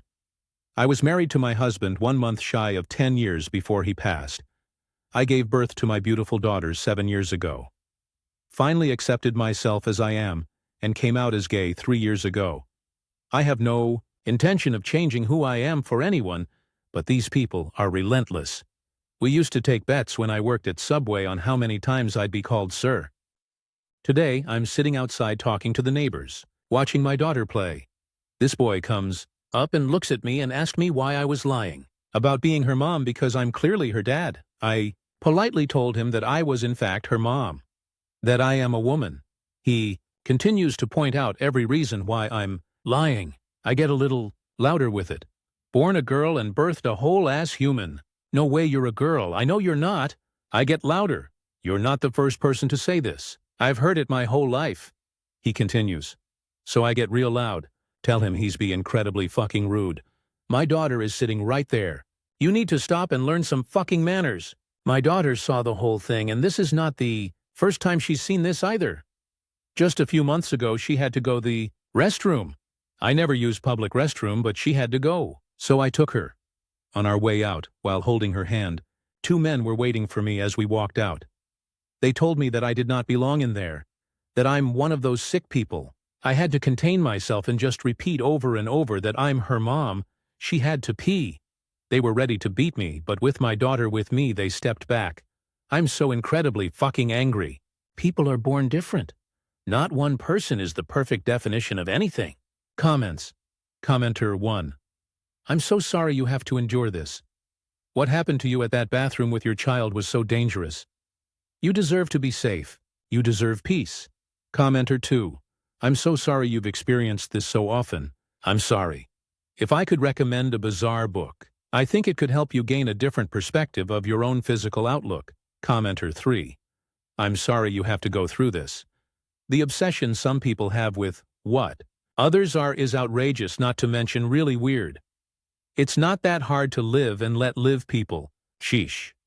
On a positive note, I think your daughter seeing this might make her a gentler, more understanding human who is less inclined to judge others. Reply. My thought is, if it doesn't affect my home and us in it, do what you do, and yes, my daughter is an amazing, kind little girl and is incredibly headstrong. I try very hard to make sure that fire in her stays, that she uses it for good, so that maybe one day she will be an absolute force to be reckoned with. Totally her journey, but whatever that may be, Mama will always be there to support her. Commenter 4. Transphobia harms everyone. I'm transfer and transitioned over 20 years ago and have basically never had issues with abuse in bathrooms. But I have had cis women friends who regularly get harassed, mostly gender non-comforting lesbians, but cishet women too, especially if they're particularly tall or black. The whole point of transphobia is to enforce the gender hierarchy. The explicit target is trans people, especially trans women. But if you're not the perfect white tradwife ideal, you're a target. This is why cis women should be standing with trans people and fighting against the gender police. Stories. Number 15. My 29F boss best friends. 45F only son 22 passed last week. I'm pregnant with her son. I'm having mixed emotions in this whole situation. I feel like a traitor, like I stabbed her in the back for sleeping with her son. At the same time, I really cared about him and I loved him. I wanted a family with him and we were seeing each other for about 9 months officially. Already. I've known her for a little over 2 years and she's helped me get on my feet. I work for her business and I now manage all the employees. I started off living in my car and she gave me a place to stay while I made some money to find an apartment. After that, she started giving me more work and even started giving me some work at her home. She trusts me completely and I guess I broke that trust by seeing her son without her permission. I have mixed feelings because I did things the wrong way. But at the same time, I treated her son like a king and I know he was happy with me before he left. She has no idea about our relationship we had, and we were gonna tell her, but life took a bad turn. I know he left before his time because he had many great things coming and now I have to raise our child with him, absent. When is the right time for me to go tell her the truth? And that she's going to be a grandmother. I love her, and I don't want this to hurt her more. TLDR. My best friend's son passed away in an accident. I was secretly seeing him and I'm having his baby in a couple of months. Edit. I forgot to clear things up. She knows I'm pregnant. She just doesn't know who the father is. These comments really aren't super helpful. If I could trade my life for his, I would. I'm only willing to live on for my baby now, but I have nothing else for me. Edit 2. I talked with her last night. After we had dinner, I apologized for hiding it from her and I told her I didn't want any money or anything from her. I just wanted her to be able to enjoy her time with her grandchild. I was honest with her on how our relationship started and how much I loved her son. She had her doubts about it and told me she knew something was up between us two, but she didn't say anything because she wasn't sure and she didn't want to make assumptions. She was very upset at first and told me I should have never hid things from her and that she would have accepted us together if she knew my intentions were clean and I wouldn't hurt her son. I showed her pictures of us together, places we went, our messages, and she broke down crying. She looked very upset and I genuinely thought she was going to hit me because it looked like she was about to slap me. She asked me to leave and give her some space. I left home and she called me at midnight and asked if I could come back and spend some time with her. We finished talking and I offered her to take a DNA test so she could see it's her grandchild. She believed me on what I said, but she told me I should have never hid things from her because now she regrets not being able to support us since the beginning. She kept asking to hold my stomach and feel her grandchild, and she told me she would be there for the baby.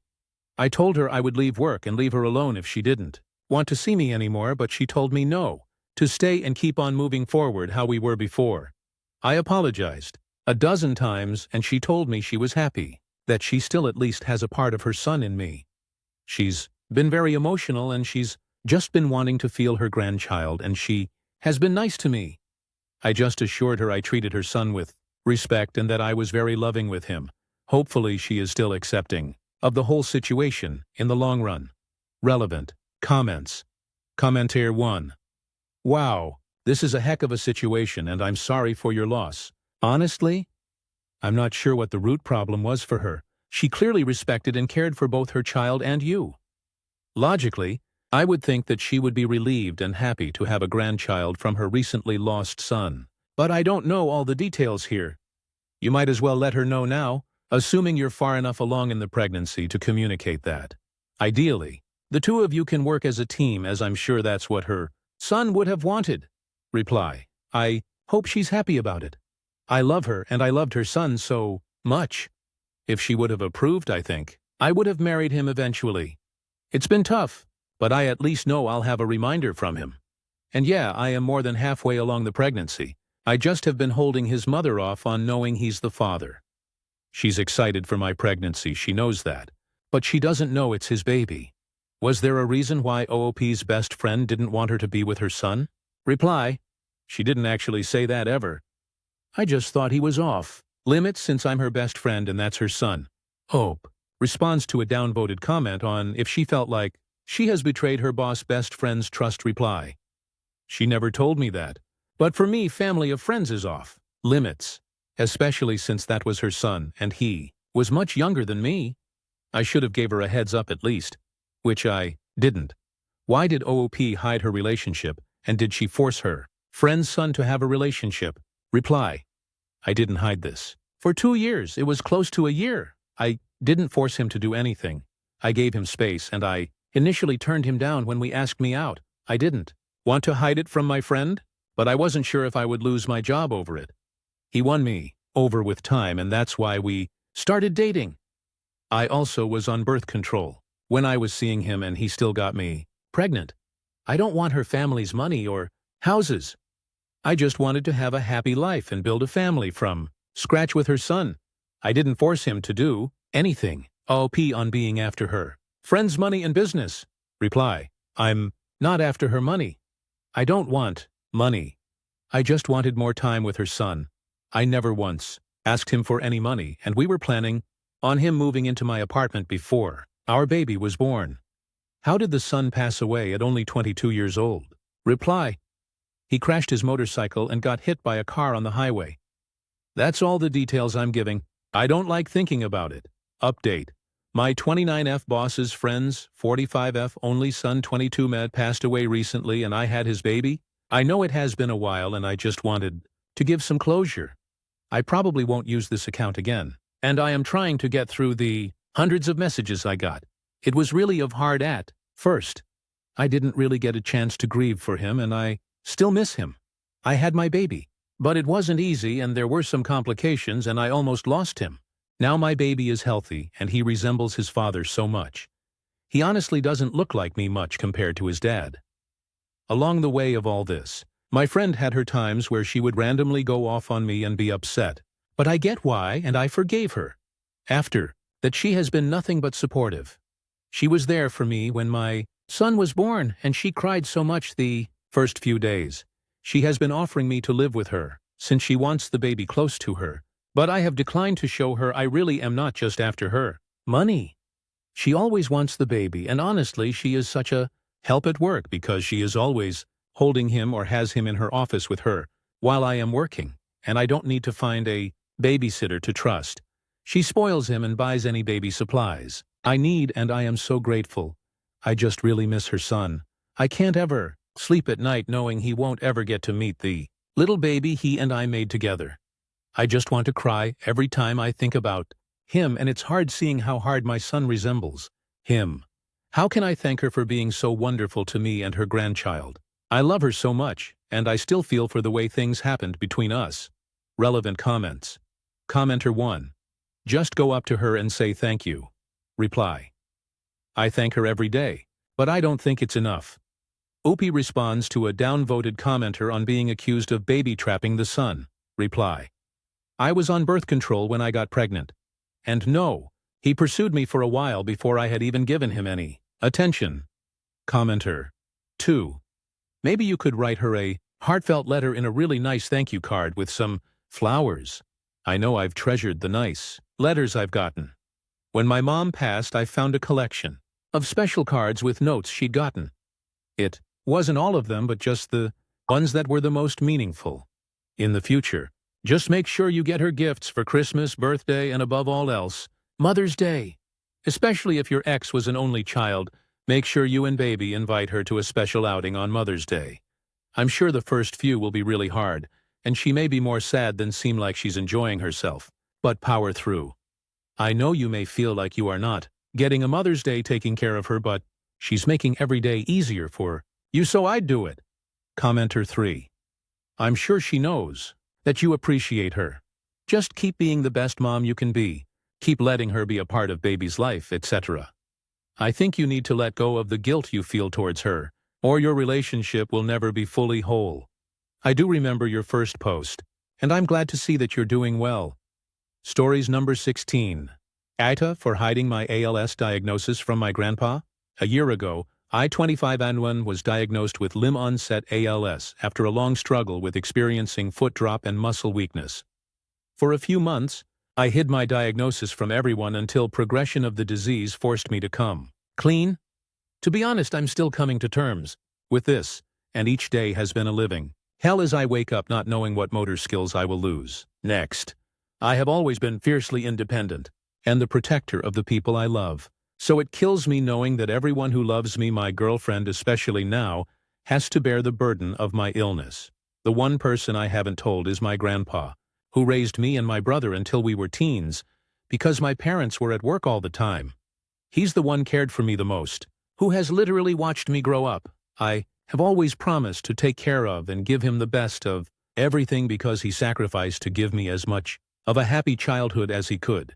Ever since I was diagnosed, the thought of having to tell my grandpa that his grandson has an incurable, degenerative disease has plagued me, and I don't think I can gather up the courage to tell him or to face the fact that I can't fulfill my promise. He's nearing 70, and I want him to live as happily as possible without worrying about me. The other day, we met for a family dinner.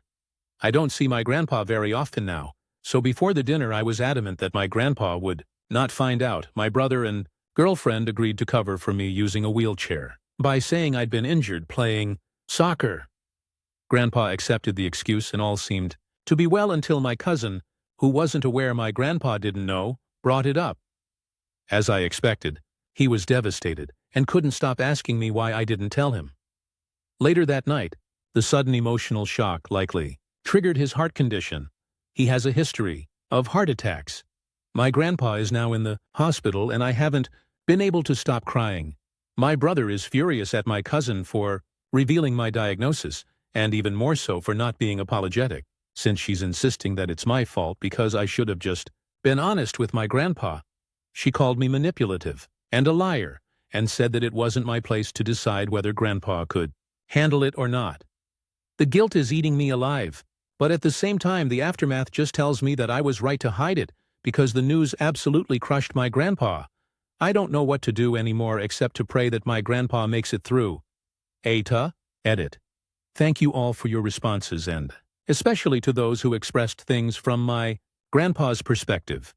Not sure how much this changes, but my cousin's husband saw this post and now cousin is livid.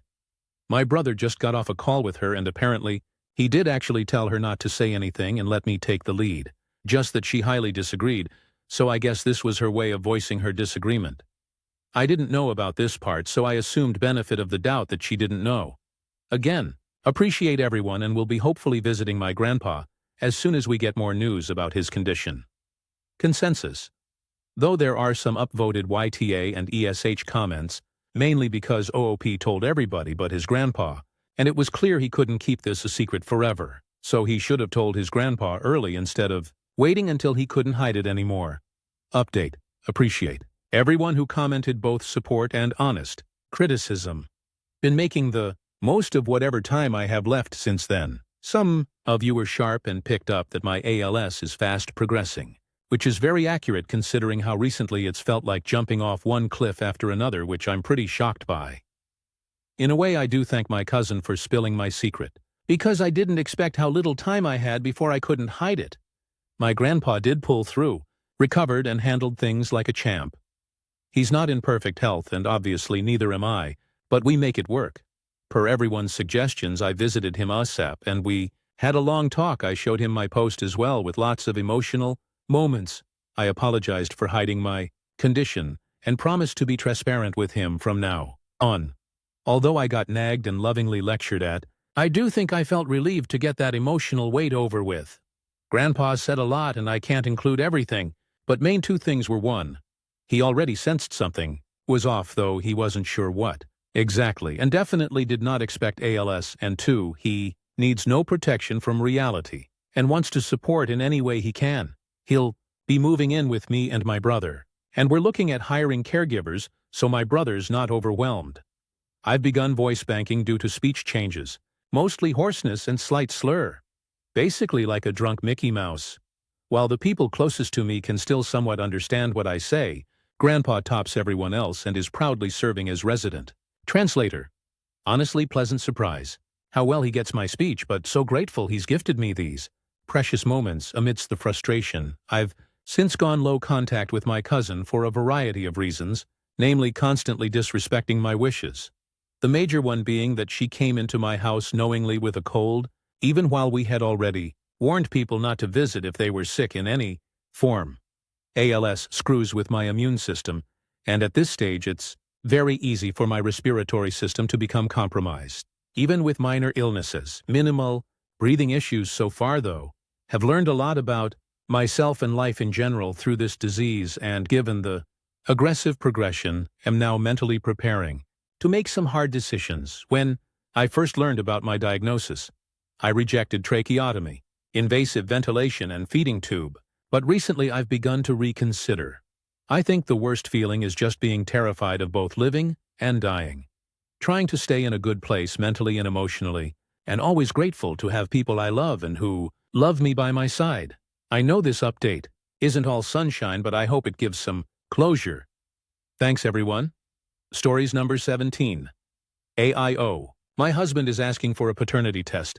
My 30-YOF husband, 31-YOM, and I were having a somewhat heated discussion regarding finances and expectations today, and he randomly said, "By the way, I want a paternity test on our son." I laughed and said that was fine, but now that I've thought about it, I'm really upset. My husband and I have been married 3 years, and together 8, and he knows that I was not sexually active with anyone else before meeting him. But he says he wants one now.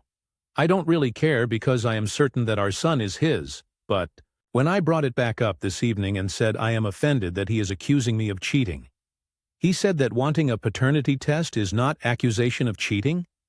Which makes me even more upset because what is it then? I can hardly stand. To look at him right now though, I am torn between being upset with him and that making me seem guilty. AIO? Should I just let it go? It is accusing me of cheating, isn't it? Comments. Commenter 1. Options. Red flag, he's cheating on you and projecting. 2. Why? Other reason could be he's trying to manipulate you. He wants out of the relationship and thinks this will get you to do it for him. Someone's talking in his ear. Tight. What's the first thing that comes to your mind when you let all of the shock and hurt go for a moment to think cold, hard, rational? Whatever the reason is, you're the one being hurt. I'm sorry. Reply. I think he's looking for a clean break because we have both said that we want to work through things for our son. The thing is, in the past he threatens me with divorce and that he will ruin me or take you for all you're worth and make sure you never see your son again, which didn't work as a threat. BC, we live in a conservative state that prefers 50-50, and I have no reason to have my kids taken from me, lol. Commenter 2. Nor. It is exactly that. Has he confirmed since that conversation that he definitely wants one? Get the test done, then reconsider the entire relationship. Reply. I am going to revisit tomorrow and see. I needed some time this afternoon to do my nails, and I told him that it would be a great time to go get that test, to which he said, I'll go when I want. Commenter 3. I work in family court in a conservative state. I'm no lawyer, and I'm not in any way here giving legal advice, just sharing what I've seen in our court. Judges frown upon dirty hands in divorce proceedings, but trying to squander away money or belongings, etc. Is pointless because everything will be divvied up as community funds anyway. At least in my court, they try to keep the division of assets as close to a 50-50 split as possible, and that happens at the end of the divorce. Whatever was earned, purchased, given, except as an inheritance, sold, built, created, etc. from the beginning of marriage through the date of divorce is considered community funds. The smartest thing you can do is find a lawyer now and get them to tell you what to do. You probably need to get a hefty retainer paid just to cover your own ass. Keep a journal of things he said, done to you, making sure to make note of dates and times. Keep that journal separate and apart from any actual diary you may have, because it can feasibly be subpoenaed. So don't include any personal details or feelings other than those that pertain to the specific incident you're notating. If he tells you he's going to wipe the floor with you in court, note the date, time, and circumstances in your journal. If he wants a paternity test, y'all do that shit together. Don't let him take your kid to be tested, or let him tell you he swabbed the baby's mouth when not in your presence. Fuck that. The best advice I can give you, though, is that divorces get ugly, but you still gotta keep cool. Get the best divorce lawyer in your area, and do what they advise you do. Keep your head high, and act with dignity, always. Have clean hands. And let your attorney play hardball with that fool. Commenter 4. When people project that the other one is cheating, it's them. It's the person making the accusation. He said that wanting a paternity test is not accusation of cheating? Then what is it? What the purpose of getting a DNA test if there has been devotion, loyalty, and trust? It's him. He's starting to create his out-of-this-relationship plan by getting his ducks in a row. If he can prove that you were unfaithful, it will look better when he asks for a divorce, and he won't have to pay child support. Whenever you start seeing some shady behavior and actions, it's the other person. This irrational thinking is coming from another woman that he wants to be with. She wants all his money and time, and a kid will get in the way. Stories number 18. Aita for telling my estranged half-sister and her paternal aunt to leave my family alone. I, F32, have a much younger half-sister. I was 11 when she was born. I was legally adopted by my maternal grandparents when I was 10. My grandpa died in the courtroom the morning my adoption was finalized from a massive heart attack. I got surviving child benefits from Social Security until I was 18. This is important later.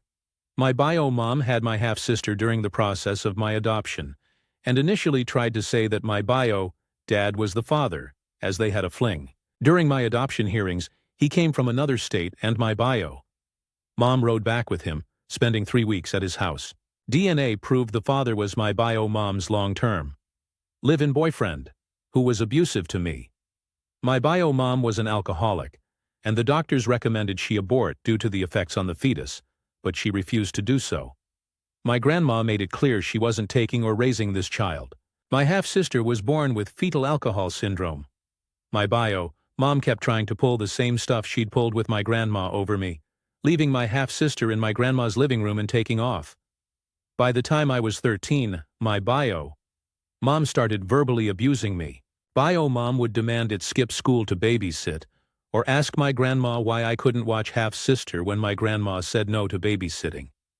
My bio mom's boyfriend tried to guilt-trip my grandma by saying I wasn't her only grandchild. To make matters worse, my uncle, bio mom's brother, wanted nothing to do with my half-sister and refused to help bio mom. When I was 16, CPS removed my half-sister from bio mom because of drug use, and the courts terminated her and her boyfriend's rights because she'd had her rights to be terminated. Oh, bio mom blamed me for this. CPS wanted my grandma to adopt my half-sister like I was adopted, but my grandma was using a walker at this point. Bio mom demanded I drop out of high school and help take care of half-sister. CPS said, absolutely not, and half-sister was placed with a paternal aunt. My grandma died when I was 19, and I was contacted by random caseworkers on and off until half-sister was 17, either asking or demanding I be involved with her. I'd decline each time. Half-sister reached out on her own a while back and wanted to know why my grandma didn't adopt her like grandma adopted me. I told her grandma's health was bad and that she died when I was 19, so even if grandma had have taken her, she'd have still ended up in her current situation. Half-sister asked why I didn't help, and I told her I was a minor myself trying to get into college and start my own life. Half-sister asked if grandma would have taken her, if I would have let CPS take her when grandma died, and I said yes.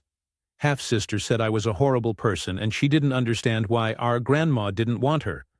I believe in being honest, so I told her that nobody in my family was prepared to raise a disabled child, and given bio mom's history, decided being involved was not the best choice for us.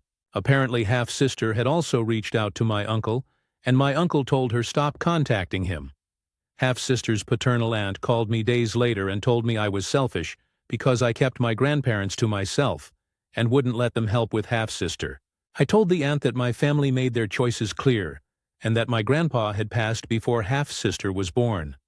The aunt went on a rant about how nobody on my mom's side had ever reached out or expressed interest in a relationship with half-sister, and I told her it's because we didn't want one and made our choice clear.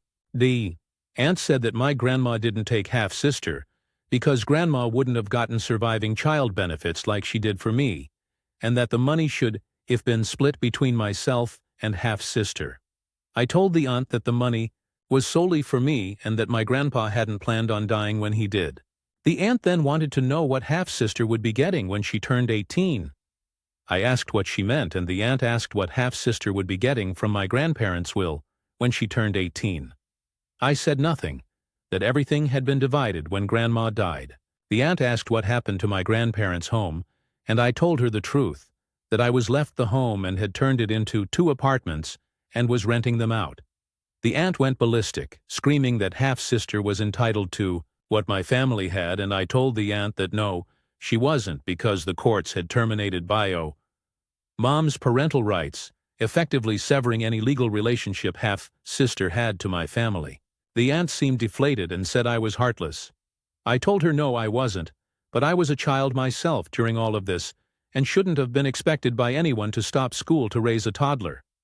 I told the aunt to please stop calling, that my half-sister had no place in my family and never did.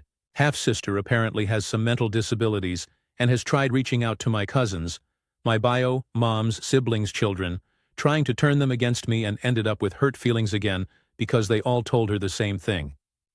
My husband is on my side, but a few others think I shouldn't have been so blunt. On top of this, the aunt and my half-sister showed up at my grandparents' house. They told my long-term tenants that their lease was illegal because half-sister hadn't received her share of the home and that the tenants had 30 men to leave. Haughty. Tenants laughed in their faces and shut the door. Police came and police said the same thing. Half-sister wasn't entitled to anything because bio mom's rights were terminated. They appeared to leave, but came back later that night and tried to break the lock off of the downstairs unit's back door. Police came back, and they were arrested but not taken to jail. They were given tickets to appear in court. The officers said the aunt's car was full of my half-sister's stuff, as if they'd planned to move her into my house. Aita for telling my half-sister to leave my family alone. Comments. Commenter 1. Contact a lawyer. Get formal restraining orders for yourself and your house. Make sure your cameras are always on and recording to the cloud.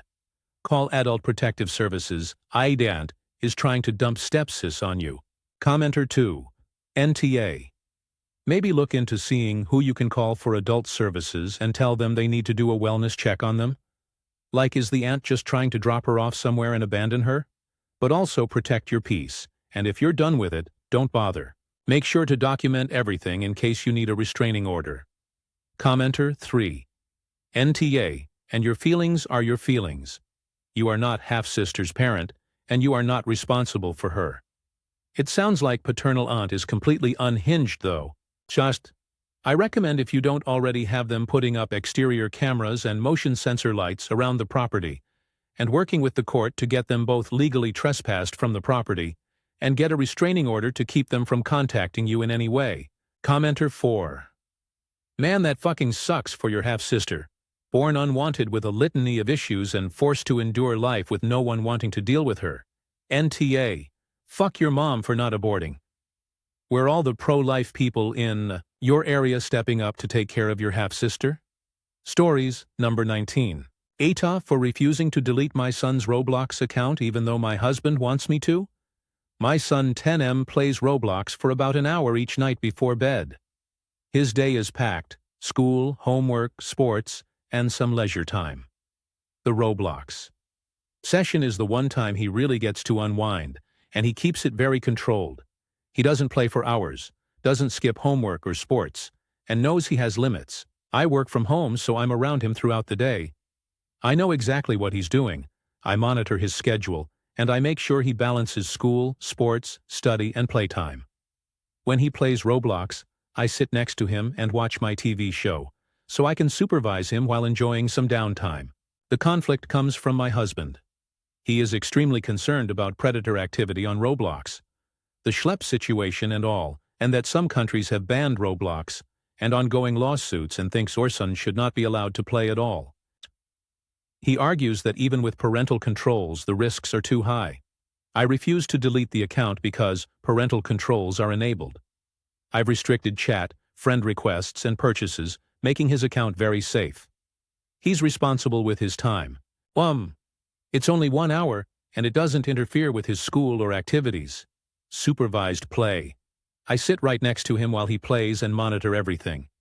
It's a way for him to relax. After a busy day, this is his only downtime. Every time I bring this up, my husband insists that any exposure to Roblox is too risky, even under parental supervision. I feel like I'm being reasonable, and deleting the account would punish him unnecessarily. So Aita for refusing to delete his Roblox account, even though my husband thinks I am? Commenters say it's the most responsible way to teach their child about being online, and he's got to learn it somehow. Update. So my husband actually read through a bunch of your comments.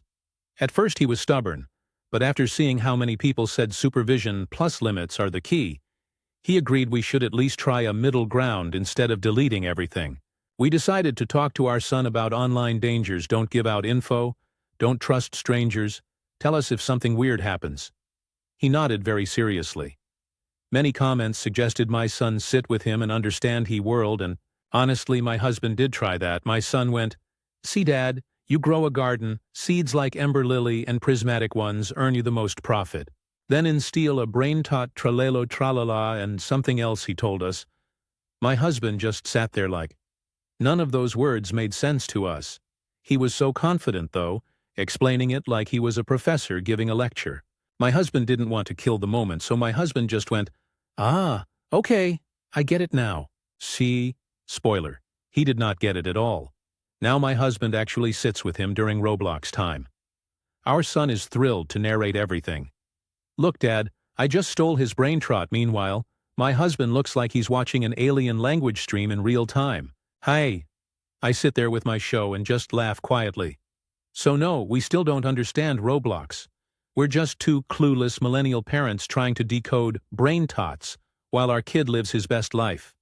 But at least now we're approaching it together instead of arguing. Thanks Reddit for pushing us in the right direction. Stories number 20. Wibte.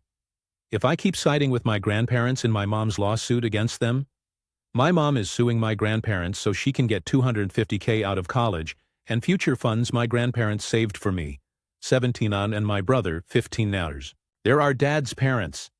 He died when we were little kids, and I guess they started saving where he couldn't. Mom got married again 4 years after Dad died. We have a step-sibling and 2 half-siblings. The reason Mom wants the money from the college and future funds is because a year ago one of my half-siblings was diagnosed with a medical condition that can cause massive bone issues. There's a surgery that can help, but it costs a lot of money. And even with it, my half-sibling will need a wheelchair and other medical equipment for a while. My mom wants money for the wheelchair and the surgery. She asked my grandparents for the money 5 months ago and they said no. Then she told me and my brother we needed to get the money to her. She said the rest can stay, but she needs the $250K. We said no and we were grounded for a month. Mom got a lawyer to try and make my grandparents give her the money. She said anything that was mine and my brother's, she had a right to decide how it was used. Their lawyers said no back. That's when Mom filed the lawsuit and I told her she was wrong when I found out about it. Mom was pretty mad about it. But she was furious when my brothers said the same thing. We haven't wanted her to do this at all. I told her the money's our grandparents and our half-sibling isn't related to our grandparents, so why would they pay for this stuff? Mom said that might be true, but we're our half-siblings' brothers, and we should be willing to use the money for a need. She said we should be going out of our way to advocate for our little sibling. I told her it shouldn't be on us, and I told her I would always side with my grandparents in this. I told her it wasn't our fault, and it wasn't okay to force this like she is. I told her I hoped she'd lose the lawsuit, and she would never get the money from us or our grandparents. My mom has tried to get my grandparents to give in so she can drop the lawsuit. Her and her husband have told me and my brother we should be on their side, and should be helping them in court, not helping our grandparents. Her husband said if we hate them all so much we should leave, and Mom told him no, but we should love our sibling enough to hand the money over. She said me, my brother and grandparents were only taking Dad's death out on a child by drawing a line over money that could help improve their life so much. Comments. Commenter 1. Your mother's TA. Those funds are meant for you and your brother for college, not your step-siblings. She's also an asshole for a frivolous lawsuit against her in-laws. This post literally has me fuming. I'm sorry about your dad's passing. Can you go live with your grandparents? Reply. I could probably leave and not have it cause too much trouble, but it would leave my brother behind to deal with the worst of this alone. Commenter 2. It isn't your fault your mother and stepfather can't afford to care for their child. Why don't they have insurance? You are so close to 18 and freedom.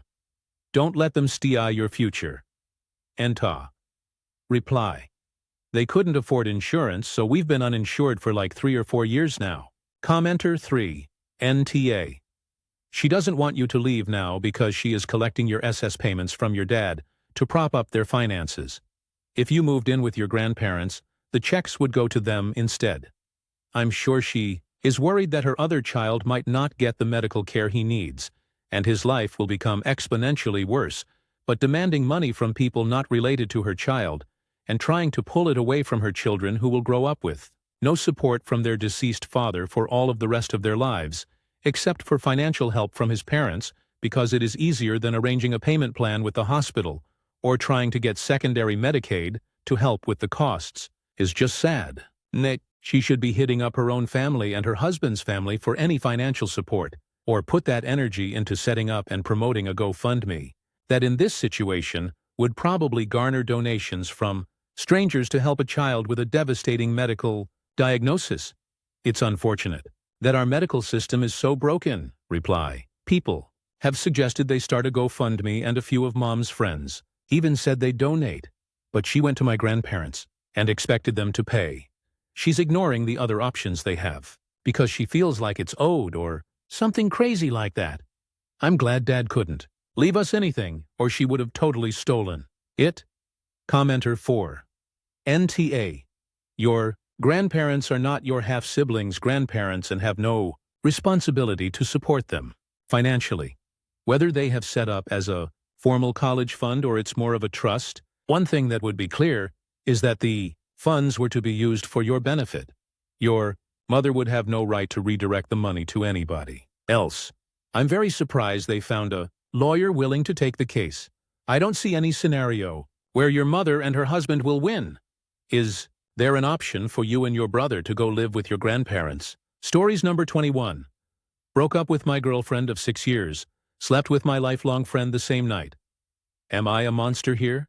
I'm 26 and just got out of a 6-year relationship with my girlfriend. To be clear, I didn't cheat on her during the relationship, and I never strung her along. I just fell out of love. She really wanted to marry me and loved me a lot, but I realized deep down she just wasn't who I wanted. We had a good time together, and I genuinely cared for her, but I couldn't force myself to keep going. When I knew I wasn't in it 100%, I told her it wasn't fair to waste her time if I couldn't give her the future she wanted.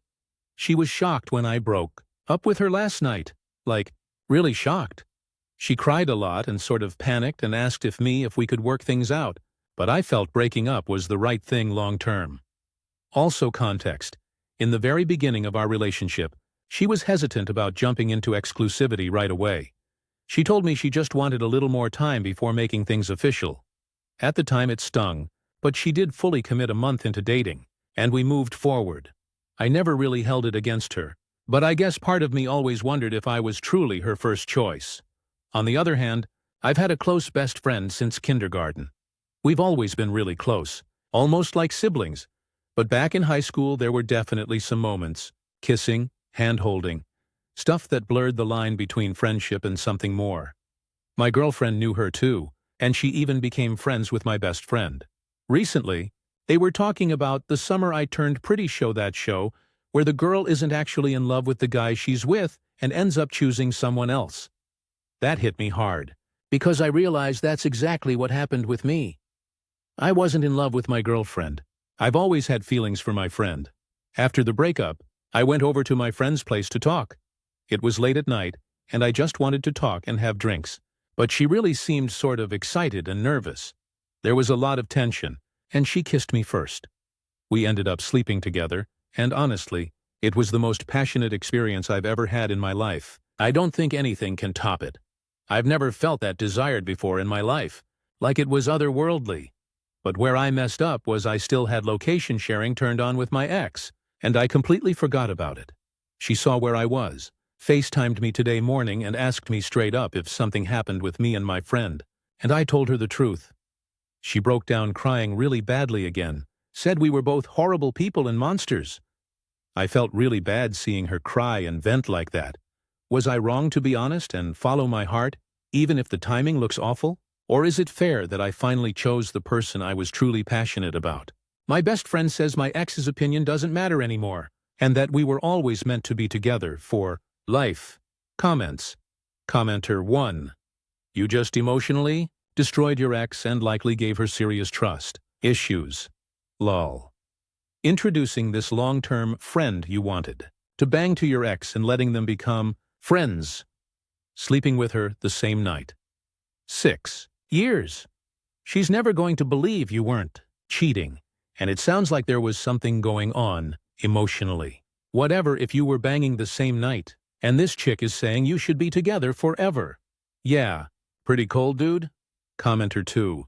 I mean, you're technically correct, but it doesn't make you any less of a scumbag. You broke up with the person you were with for 6 years, and that very night you fuck your best friend.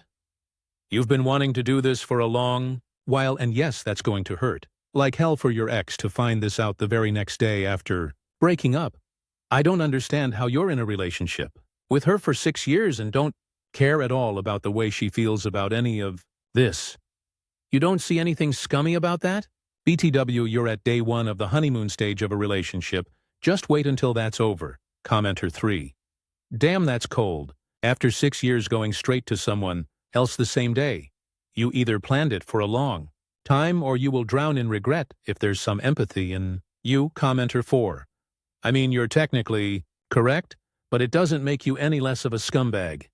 You broke up with the person you were with for 6 years, and that very night you fuck your best friend. You've been wanting to do this for a long while, and yes, that's going to hurt like hell for your ex to find this out the very next day after breaking up. I don't understand how you're in a relationship with her for 6 years and don't care at all about the way she feels about any of this. You don't see anything scummy about that? BTW, you're at day 1 of the honeymoon stage of a relationship. Just wait until that's over. Stories number 22.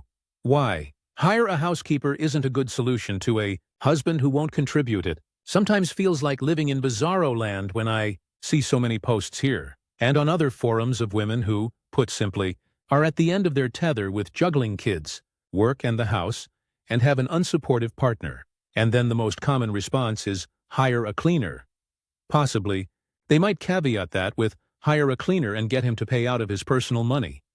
I'm not here to tell anyone what to do, and there are circumstances where hiring a cleaner or housekeeper for certain household tasks can be the best option in a particular relationship and home dynamic, but as a band-aid for a partner who won't do their share, absolutely not. Setting aside the financial element for now, a lot of people could only dream of having the spare money to outsource house tasks. It may well take some stress off the woman and make life a bit less difficult. But there are 2 critical elements it doesn't factor in. If your husband is providing next to nothing, there is no way in hell he'll take responsibility for researching, vetting, and paying in a timely fashion, even if it's technically out of his paycheck. That will still be in on you. Having a cleaner, for example, do a deep clean of the bathrooms once a week is great, and is one less thing for you to have to think about. But unless you're hiring help every single day of the week, absurdly expensive for most people, this is no way makes up for having an unsupportive partner. You still need to prepare food 2 or 3 times a day. You still need to go out and buy clothes, food, supplies realistically at least once a week, perhaps more. The dishwasher needs loading and unloading daily. If you have kids, there are the million other responsibilities that come from that, depending on age. Dropping them off, picking them up from school, packed lunches, extracurricular, helping them with homework, doctors and dentist appointments. Fill in this list as long as you like. I don't even have kids, but I'm sure any parents here can think of more to add. Maybe you even have a pet who needs daily feeding, walking if they're a dog, cleaning up after, etc. For 2 adults working together in tandem, it's still difficult but generally manageable. For 1 adult, nearly always a woman. Left to do it alone, it's crushing and a recipe for poor mental and physical health down the line. For a woman left to do it alone who is nevertheless able to pay for a small amount of home support, it might avoid her being utterly crushed, but it doesn't take nearly as much off her plate as is often implied. And now she can't even vent about it without others pointing out, "But you hired a cleaner now, so what's the problem?" Now it may well be that both partners are active participants in the home, but between that, their work and kids, they're so overwhelmed that they mutually agree to hire some help. That is a completely different and much more reasonable scenario, but it's also almost never the context in which the suggestion comes up. An unsupportive partner is a weight around your neck, even if you can get some of their share picked up by someone else. And even though there's some privilege in having the option to pay for this help, it in no way cancels out the weight of having to deal with this situation in the first place. Stories. Number 23. My family didn't let me say goodbye to my dying grandfather. Now I'm considering cutting ties. I just got off the phone with my grandmother, and I am truly at a loss for words. For some background, my parents have been divorced since I was a kid. My father relocated once I went to college, and my grandfather, my father's dad, started battling cancer shortly after my sophomore year. He and my grandmother were unable to attend my undergraduate or graduate school graduations because of his illness. My father, on the other hand, voluntarily skipped my graduate school graduation, citing how it wasn't that important because he already saw me walk across the stage once. This, coupled with years of emotional abuse and neglect, led me to the decision to go low to no contact with my father about 2 years ago. While my relationship with him has been strained, I tried my best to maintain a connection to my grandparents, despite the several states divide between us. My grandfather was a man of few words, but our conversations were always genuine. The last time I remember seeing my grandfather in person, which was before the stuff with my dad happened, he gave me a big hug before going to the airport, a kiss on the cheek, and told me he loved me. I would call multiple times a month checking in, asking about their well-beings, and would sometimes hear my grandfather listening in on the other line. Each time I would ask my grandmother if I could speak to him. She would make up some reason as to why he couldn't come to the phone. She kept me up to date on his treatments, and I knew things were getting bad last summer. My mom and I were going to plan a trip to go visit my grandparents who live hundreds of miles away from me so I could say goodbye to my grandfather, as I had a feeling his time was coming. We didn't tell them of the trip and were going to do it as a surprise. The week before my mom and I were scheduled to fly out, I got a text from my aunt saying that my grandfather had passed. I was crushed. No viewing, no funeral, but they told me they were thinking of doing a celebration of life in the spring. They did cremate him, but no one other than my grandmother, allegedly, was present for it. I did call my dad to express my condolences, and he mentioned how my grandfather died, disappointed in me because my father and I didn't speak anymore. This brings us to now. I called my grandmother to check in. She mentioned how she regrets and feels bad that I'm not as close to her and my grandfather as I am to my mom's parents, which is true, as for a period of time in my childhood, my mom and I lived with her parents. Growing up, we also lived about an hour away from them, compared to the 12-14-hour drive it would take to see my dad's side of the family. The one that they see the most and interact with the most is more than likely the favorite grandchild. What? I have one other cousin on my dad's side, so was she implying I wasn't the favorite? But here's what made me skin crawl. She gave me a play-by-play of the weeks before my grandfather passed. Apparently, my grandfather had scheduled to do a medically assisted suicide, since the state they live in is a death with dignity state, 2 days after he had passed, which still would have been the week before my trip to see them. My dad, aunts, uncles and cousin came the weekend before to spend time with him and say their goodbyes. No one had told me of my grandfather's plan. No phone call, text, email, nothing. Then, the day of my grandfather's passing, the doctors asked my grandmother and the family present if they would like to administer a medication to keep him alive just a few hours longer, so that other family and friends who may not have been present could have the chance to say goodbye. They declined, saying how my grandfather wouldn't have wanted that. His intestines twisted up because of his medications and caused sepsis, so he was in an exorbitant amount of pain. My face went hot on the phone.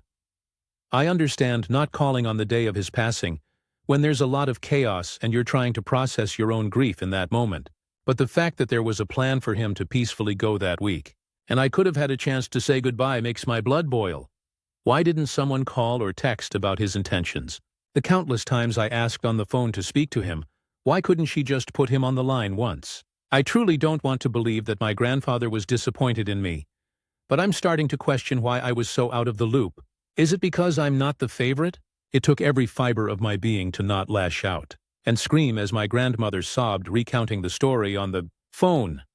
I mustered up the strength to not break down and found a way to get off the phone with my grandmother. I don't know what to think, but my heart is telling me that I am no longer part of that side of the family. If there even is a celebration of life at this point, I'm not sure I would want to go. My mom suggested I write in and get people to weigh in, but she is on my side. She's been great through all of this. So Reddit, Wibta, if I continue this no contact and extend it to my dad's whole side of the family after they refused to let me contact my grandfather and say goodbye before he passed away, Relevant comments. Commenter 1. I wonder how close your dad is to his mom, and how much they financially relied on him. If they were close, or if they were pretty financially dependent on him. He may have been working behind the scenes to manipulate them into keeping you out of the loop so you couldn't say goodbye. I'm so sorry for your loss and how you found out. And I'm even sorrier that your entire dad's side of the family failed you like they did. NTA? Reply. They are not financially reliant on my father. My grandfather was retired, maybe had a pension, but my grandmother also works. My father occasionally drove my grandfather to chemo appointments and doctor's appointments, but otherwise my grandmother and grandfather used their own insurance, own earnings to pay for treatments. OP explains about the progress of their grandpa's cancer. Reply. The cancer spread to his lungs, and he was on oxygen. My grandmother sometimes said his voice wasn't that strong, and he had a hard time talking. Occasionally, I would hear a faint whistling on the other line. I just made it a point to say, okay, we'll just tell him I called, that I love him and miss him. I'm hoping if he was on the line those times, he heard that, and even if it was too laborsome to speak, he knew I cared about him. Commenter 2. Your paternal grandmother sucks. It sounds like she was in charge. Commenter 3. Your grandmother was gatekeeping your access to your grandfather. You can probably think of the reasons, but not being the favorite is not likely one of them. Jealousy, fear of financial loss, control freak, or she's a miserable old drama queen that likes a scapegoat. So sorry for your loss. Update 1 TLDR. I was denied being able to contact my grandfather before he passed by my dad's side of the family. I was considering no contact. I decided to call my aunt, the one who had notified me via text that my grandfather had passed in the first place. She, I figured, would be the most straightforward about everything. I didn't initially go into it with the whole, why didn't anyone call me so I could speak to him to say goodbye? But I wanted to get some answers. I wanted closure. I told her I was having a hard time understanding if he had a whole plan, and I had numerous chances to talk to him. Why I wasn't given the chance to. First, she let me know that she and seemingly her other siblings, including my dad, didn't know about my grandfather's wishes for a medically assisted death with dignity until after he had passed. She was consumed with her own grief of losing a father that she, or anyone, had the space to call me as they were still trying to process their own emotions regarding his death. Up until the very end, he wasn't thinking about anyone but himself. He was a very selfish man, she said. As far as the whole, grandfather died disappointed in you. She vehemently denied it and apologized for my father's ignorance. She validated my feelings but questioned how much better it would have felt for me to say my goodbyes. I can't say for certain if it would or wouldn't, but I can speak to how I feel, and it sucks. My aunt insisted I didn't have that strong of a connection to him, and compared my relationship to the one she had with him and my grandmother did. Realistically, how much of a part of your life was he? I wouldn't let somebody that didn't have that much of an impact on your life while he was alive have an impact on your life now that he's gone. I would certainly hope that my relationship with my grandfather is different than my grandmother had with her life partner. My aunt then said I didn't need validation from my dad's side of the family with all that I've accomplished in my life, but she's here if I need to talk. I'm still not sure how to move forward, but I've been journaling, per the recommendation of my therapist. Specifically writing about my grandfather and I's relationship, and the relationship with my father has been helping me navigate my emotions, seeing it written in words. We're also adding more grief counseling topics into our sessions, so there's that. That's all I have for now. I guess be on the lookout if I ever publish a memoir.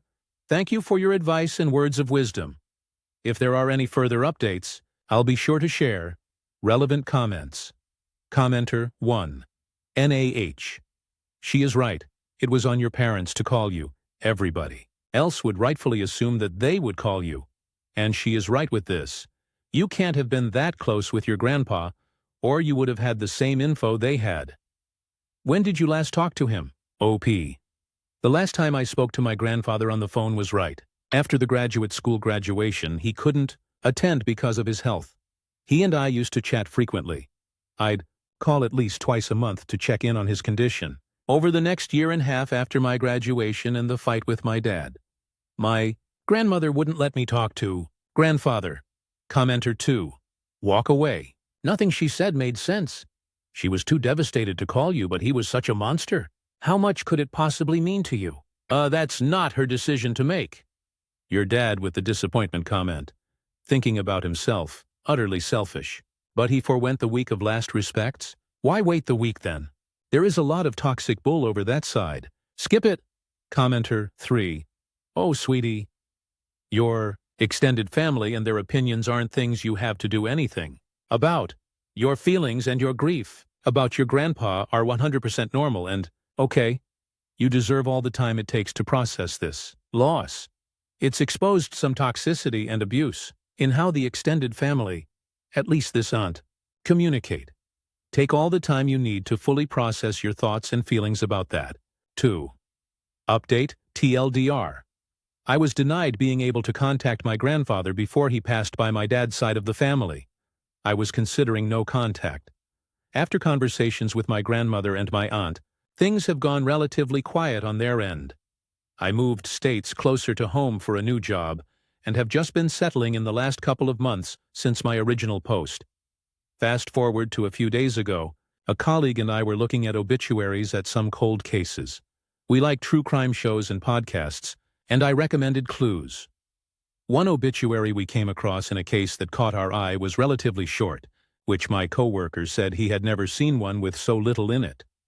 I thought about my grandfather's obituary and said that my grandfather's was similar. I went to Google his to show my coworker, but to my surprise, I couldn't find it. I know my grandfather's first, middle and last name, D.O.B., date of death, the funeral home he was cremated in, etc. We both thought it was weird, and I just tried to brush it off. But when I got home that night, I began digging through the obituaries on the funeral home's website and newspaper articles in his town online. Nothing. It's like my grandfather's death never happened. Now, after several conversations with the funeral home, I can confirm Dad's family took my name off the obituary. My grandfather is now listed as being survived by one grandchild, my cousin. Not only that, but someone in the family asked for it to be taken off the website, which is why I couldn't find it. I don't know when they did this, the funeral home didn't divulge, but I do know that because I'm not listed as the direct next of kin, I can't change it back, a picture of him. And I from when I was 2-3 is literally hanging in my living room. I'm at a loss for words. I can't even fathom how you have a conversation with someone of, hey, why did you take my name of my grandfather's obituary? And change it to say he only has one grandchild. I don't even think it is worth expressing to them how deeply hurtful this is. I don't even want to bring it up to them. So that's, I think, where I will leave this. I'm going to continue to lean on my mom and her side of the family for guidance in all of this. And of course, therapy. Thank you to everyone for your encouragement, love and support during this time. I really appreciate it. Top comment. Comment. If they have that little respect for you, then why are you still worried about having a relationship with them? Preserve your own sanity and distance yourself from that mess. Final update. Dad's family still invited me to the celebration of life.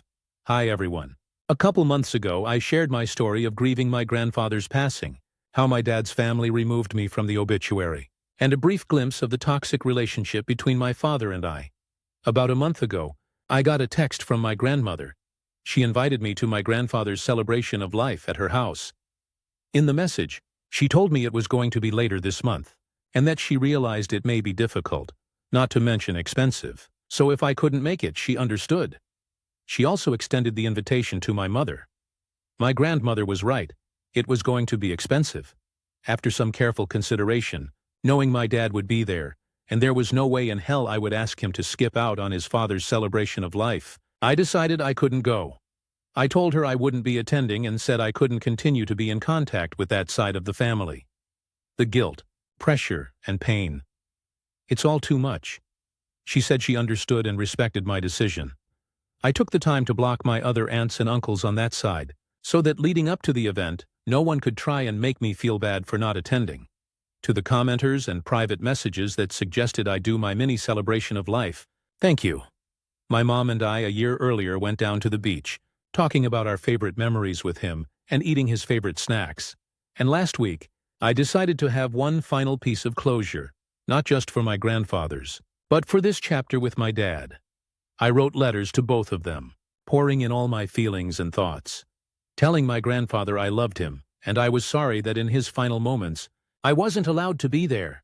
To my dad, unpacking the trauma and saying I would no longer be bond to the pain he has caused me, that I was no longer his daughter. My mom and I went out to the bay and I read them out loud. Then, we put the letters into glass bottles and threw them into the water, casting away these feelings I've been harboring for too long, and saying one last goodbye to both of them. Surprisingly, I didn't cry as much as I thought I would, and my mom said I must have cried them all out ahead of time, and she was proud of me. We hugged and went home. So that's, where this chapter ends.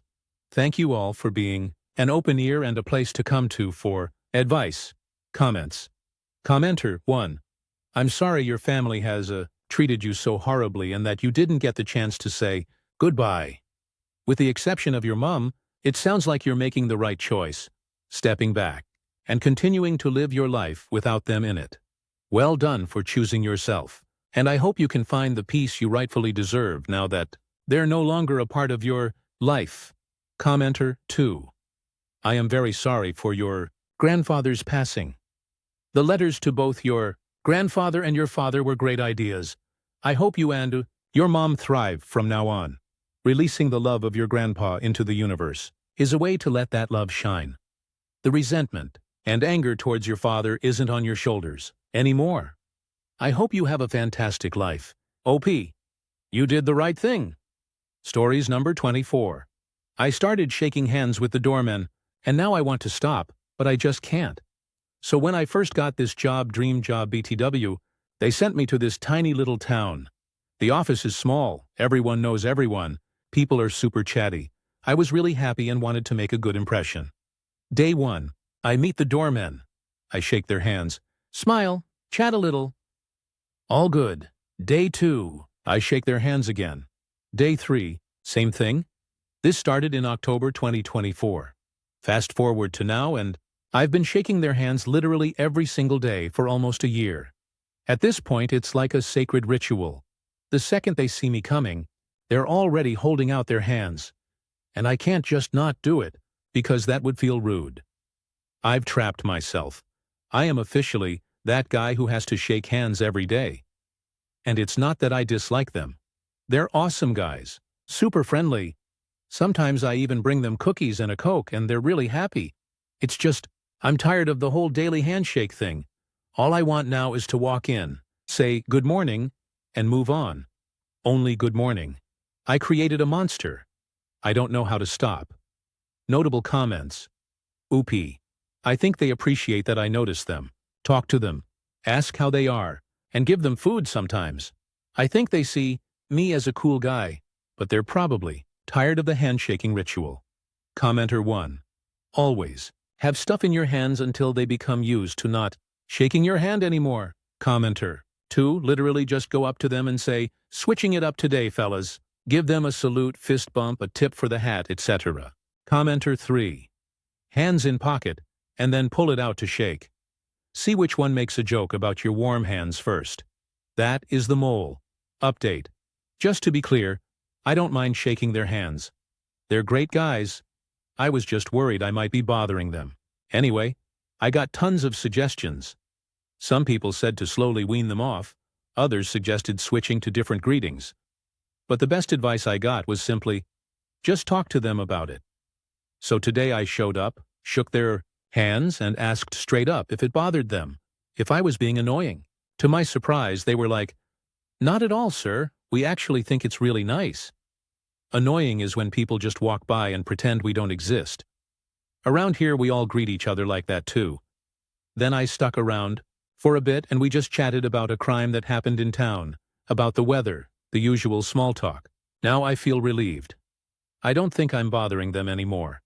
And even if one of them did secretly find the whole thing annoying, at least now they know I mean it in good faith, just as a friendly work thing, and they'll probably feel more comfortable about it. One last note. Technically, my position outranks theirs by a lot. So maybe that's why they wouldn't just come out and say, yes sir, we hate it, Please stop. But at least now they know I'm not trying to hassle them. Stories number 25. Marriage was over before it even started. A friend's daughter was getting married. She apologized that I wasn't invited as they were capped at 150. I was fine. I barely knew her daughter, and her narcissistic husband.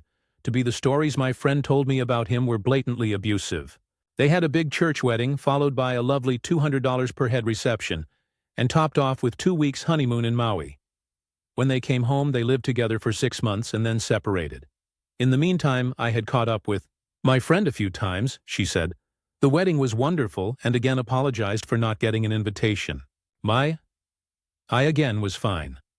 6 months later at our next catch-up, and she lets me know that her daughter and son-in-law were on the rocks well before the wedding date, but had paid for so much already, and to cancel the wedding, and honeymoon would be at a huge financial loss. So they decided to go through with it, vow their love for each other in front of their family and friends, go on their honeymoon, live together for 6-ish months, and then separate. They also on purpose never registered their marriage so they wouldn't have to pay for a divorce. I feel like I dodged a bullet by not getting an invite. Stories number 26. Aita for telling my husband he's not allowed in my daughter's nursery.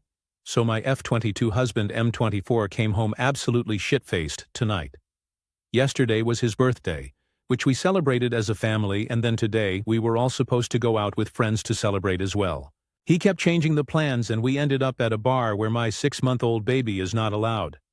I left him there, and he was supposed to only have a few drinks and then come home. Now I was already upset when I left, because I had not agreed to just be pushed aside and sent home with the baby. It would have been different if this was the plan, and I knew I would be taking care of her for yet another night on my own. I take care of her almost every night by myself with no help. I also take care of her all day while being a full-time student, and I'm starting at a full-time job soon. He was there for hours, and then when he finally decided to come back, he woke everyone up in the house and was throwing up in our kitchen sink. He stayed in the kitchen for over an hour before going into the bathroom, and he was there for over an hour as well. I finally got him out of the bathroom so I could use it, and I looked down, and he had thrown up in the bathtub as well and couldn't be bothered to rinse it. I was in there for maybe 2 minutes total when I heard the door to the nursery open. Here's where I don't know if I was the asshole or if I was correct in protecting my baby. This man couldn't stand on his own. It took him 2 minutes to figure out how to work the doorknob after he left the bathroom. When I ran into the nursery, he had managed to get the baby out of her crib and was sitting in the rocking chair with her. I immediately started trying to take her from him while he was fighting me on it, and I told him to get the hell out. He gave me a hurt look and tried to argue, so I told him he didn't have the right to have access to her when he was like that, and he wasn't allowed in there again tonight. He's now ignoring me and sleeping on the couch, and I have me and my baby locked in my bedroom so I know nothing will happen to her. So Aita for taking my daughter away from him and kicking him out of her room? Edit. A lot of people are asking if he does this a lot. He used to drink like this all the time, and he majorly cut back after way too many arguments about my personal safety. He wasn't abusing me or anything, but he would get loud, aggressive, and mean. This was before our baby and I, honestly, thought he had it under control until a couple months ago when he started drinking more frequently again. He works weird hours, so I get maybe 2 to 3 hours with him when he comes home from work, before he goes to bed, and weekends, it's pretty much my same routine as weekdays but with a little help. I'm still the primary caregiver on the weekends even with him home though. Stories number 27. Aita for telling my ex-husband he can't stay with me. My ex-husband wants to come see the kids and I told him no problem, that would be cool. Context: he lives in another state now. He says he wants to stay 2 weeks, him like, oh, the kids would love that. But here's where he feels I become the asshole. He then proceeded to tell me that he is going to stay with me and I told him no, you're not. You can get a hotel cause you're not staying at my house. Then he says, so you want me to pay to come out there, pay for a hotel, spend money while I'm out there just to see the kids? I said yes. Then I told him if he can't afford it, then he can stay a weekend and then a hotel won't be that expensive. But he's not staying with me, so now I'm keeping him away from his kids because I won't let him stay with me and feed him every night while he's here. So am I the asshole for not letting him stay? Top comments. Commenter 1. All you needed was the title. No, you're NTA for not wanting your ex-husband to stay at your place. The fact that he tells you that he's going to pretty much tells me why he's an ex. Commenter 2. No. He's insane. He can get an Airbnb like a normal father. Why would he even want to stay with you? Oh, because he's cheap, he's nosy, he wants you to cater to him, and he wants to snoop. You're 100% correct in not letting him stay. Huh? What an invasion privacy. He can F off. If he wants to see his kids, he will figure it out. Commenter 3. NTA. Your ex needs to check out campgrounds where he can treat the kids to some fun. I doubt his mere presence at your house for 2 weeks would be a treat for anybody. Tell him nope, on room and board at your place, and don't waffle. Commenter 4. NTA. He doesn't have a right to stay in your house just because he's coming to see the kids. It's reasonable to ask him to book a hotel, especially since you're not obligated to host him. Boundaries are healthy. Update. Okay, so let me put some more context to the story. 'Cause some people seem to think that he pays child support and alimony, and that's why he doesn't have money. That's not true. He does not take care of his kids. He has not physically seen his kids since my son was 6 months, and he's never seen my daughter in person. He is ordered to pay child support, but does not, so everything I do for the kids comes from me, and I have gave him several suggestions. I have even suggested that I take the kids to him, and I'll get the hotel, and he can come pick up the kids, they can spend the day together, whatever. Now he doesn't want to do that because he doesn't have a stable place to live. That's his excuse. I offered to pay for the kids' activities, whatever they wanted to do when he came out here. And no, I was not going to be there with them, and that way he can pay for the hotel. He said no. The only way he's going to come out here is if I let him stay at my house, and that I was stopping him from seeing his kids, and I told him, well, take me to court. Because nowhere in our court document does it say that I'm supposed to support him to see the kids matter. Fact, it says because he moved, that it's his responsibility to get the kids, or for me to pay half. I would let him stay, but I know him, and that 2 weeks is going to turn into more, and then it's going to be he just doesn't want to leave his kids. He just wants to stay with me until he gets on his feet, which is the main reason I'm saying no. I would never keep my kids from him. I never talk bad about him. The kids love him, and every time he tells them he's going to show up, he doesn't. And somehow it always becomes my fault. Relevant comments. Commenter 1. General comment. For the sake of children's well-being, parents need to get the fuck over themselves and focus solely on helping the children heal and have good and decent role models, so the kids can develop, break the cycle, and thrive as adults. Unfortunately, adults play games. Try to make each other fail, do they can win. Does he have the money? Do you really want him to see the kids? Did you tell the kids all of this? If not, what parts did you exclude? Do you want him to fail, not come to see the kids, so you can make him look bad? Demean him to the kids, so the kids won't ever want to have anything to do with him? We see it a lot where parents are so angry with each other that they will do or say anything to make the other one look bad and alienate the kids from the parent. All the games parents play cause children to be maladjusted, have mental health issues, and end up perpetuating the cycle. Oopie, I really don't know if he has the money or not. Yes, I have been trying to make arrangements for him to see the kids for years. When he does pay child support, I make sure that the kids know the money came from daddy. I never talk bad about him, nor do I let anyone else talk bad about him. I don't have a lot of extra money, but I will make it happen for my kids. And I even told him that I would tell them it's from daddy.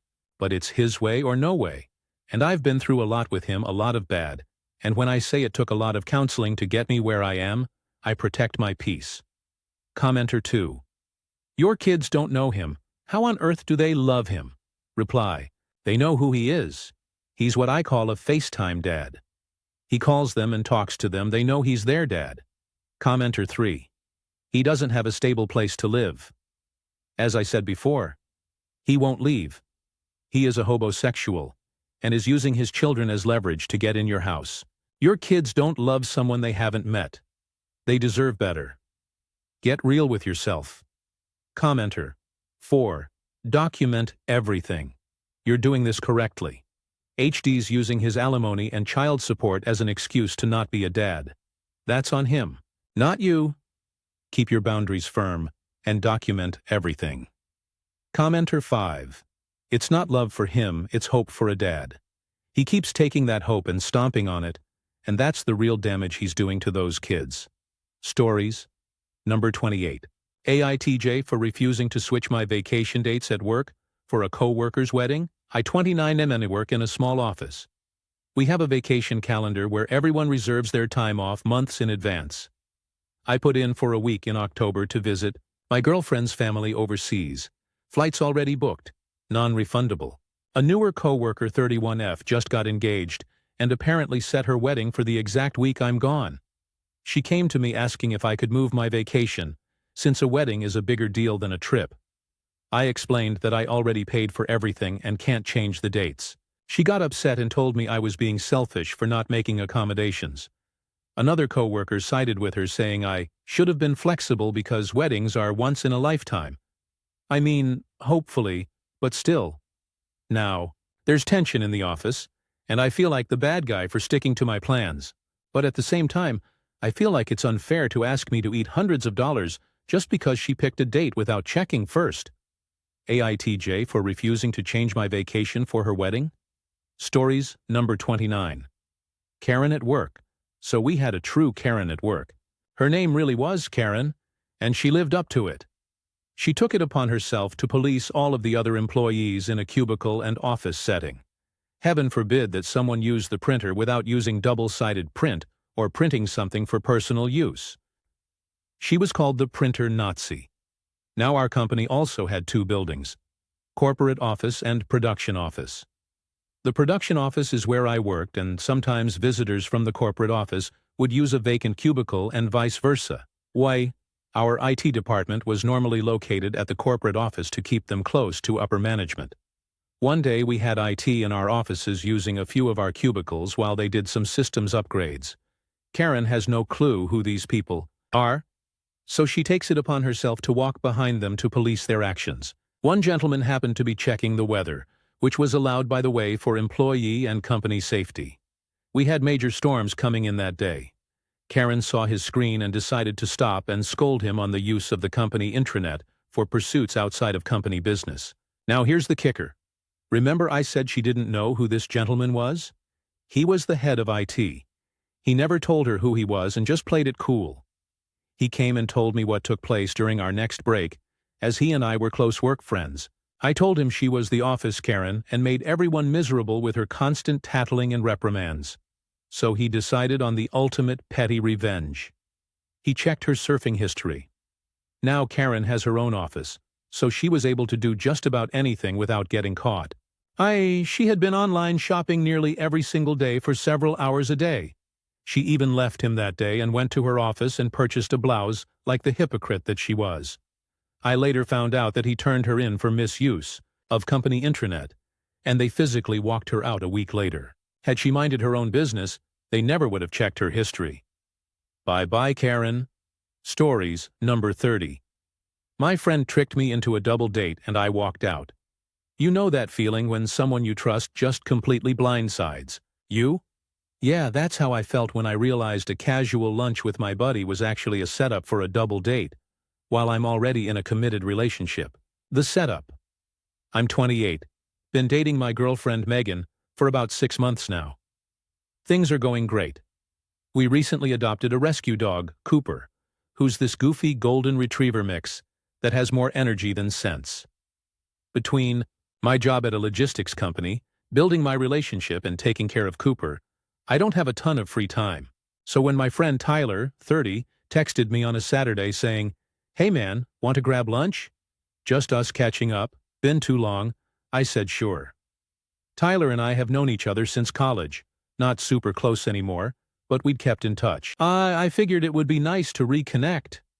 I drove out to this trendy brunch spot downtown he picked, one of those places with exposed brick walls, overpriced avocado toast, and a 45-minute wait list if you don't have reservations. When I walked in, I spotted Tyler waving from a corner booth. Except he wasn't alone. The surprise guests. There were 2 women sitting there with him. One looked around my age, stylish in a denim jacket and sundress, with her hair curled just so. The other seemed a little older, maybe late 20s too, quieter, scrolling through her phone. I hesitated. I thought, oh, maybe these are his co-workers or something. So I smiled, slid into the seat across from Tyler, and we started chatting. About 10 minutes in, after the small talk about work and sports, Tyler clapped his hands together like he was unveiling a magic trick. He said, "So, this is Jenna. She's been dying to meet you." I blinked. "Meet me?" The woman in the denim jacket smiled shyly. "Yeah, Tyler mentioned you're a really cool guy. I thought it'd be fun to all hang out." That's when it hit me. This wasn't just lunch. This was a setup. A double date. Trying to stay polite. I forced a smile, trying to play it cool. Maybe Tyler just miscommunicated. I didn't want to embarrass anyone in the moment. We ordered food, omelets, pancakes, coffee, and the conversation started flowing. Jenna turned her attention to me, asking about my job, hobbies, and whether I liked dogs. I answered honestly, yeah, I work in logistics. Pretty busy most days, but it's good. And actually, my girlfriend and I just adopted a dog, Cooper. He's a handful, but he's the best. As soon as the word girlfriend left my mouth, Tyler's eyes went wide. He shot me this sharp look and said, "Hey, can I talk to you outside for a second?" The confrontation. Out in the parking lot, Tyler crossed his arms and hissed, "Dude, what are you doing? Read the room." I stared at him. "What am I doing? What are you doing? You told me this was just lunch between us." He scoffed. "Come on, man. It's been years since you've dated anyone seriously. I figured you'd want to meet someone new. Jenna's single, she's into you, and I set this up so you could get to know her." I laughed, not because it was funny, but because I couldn't believe his audacity. "Tyler, I'm already in a relationship. I literally just told her that. Why would you do this?" He rolled his eyes like I was being difficult. "Relax. You could have played along. You didn't have to drop the girlfriend bomb right away. You made me look bad. That pissed me off." "Made you look bad? You tricked me into a double date I didn't want. That's on you."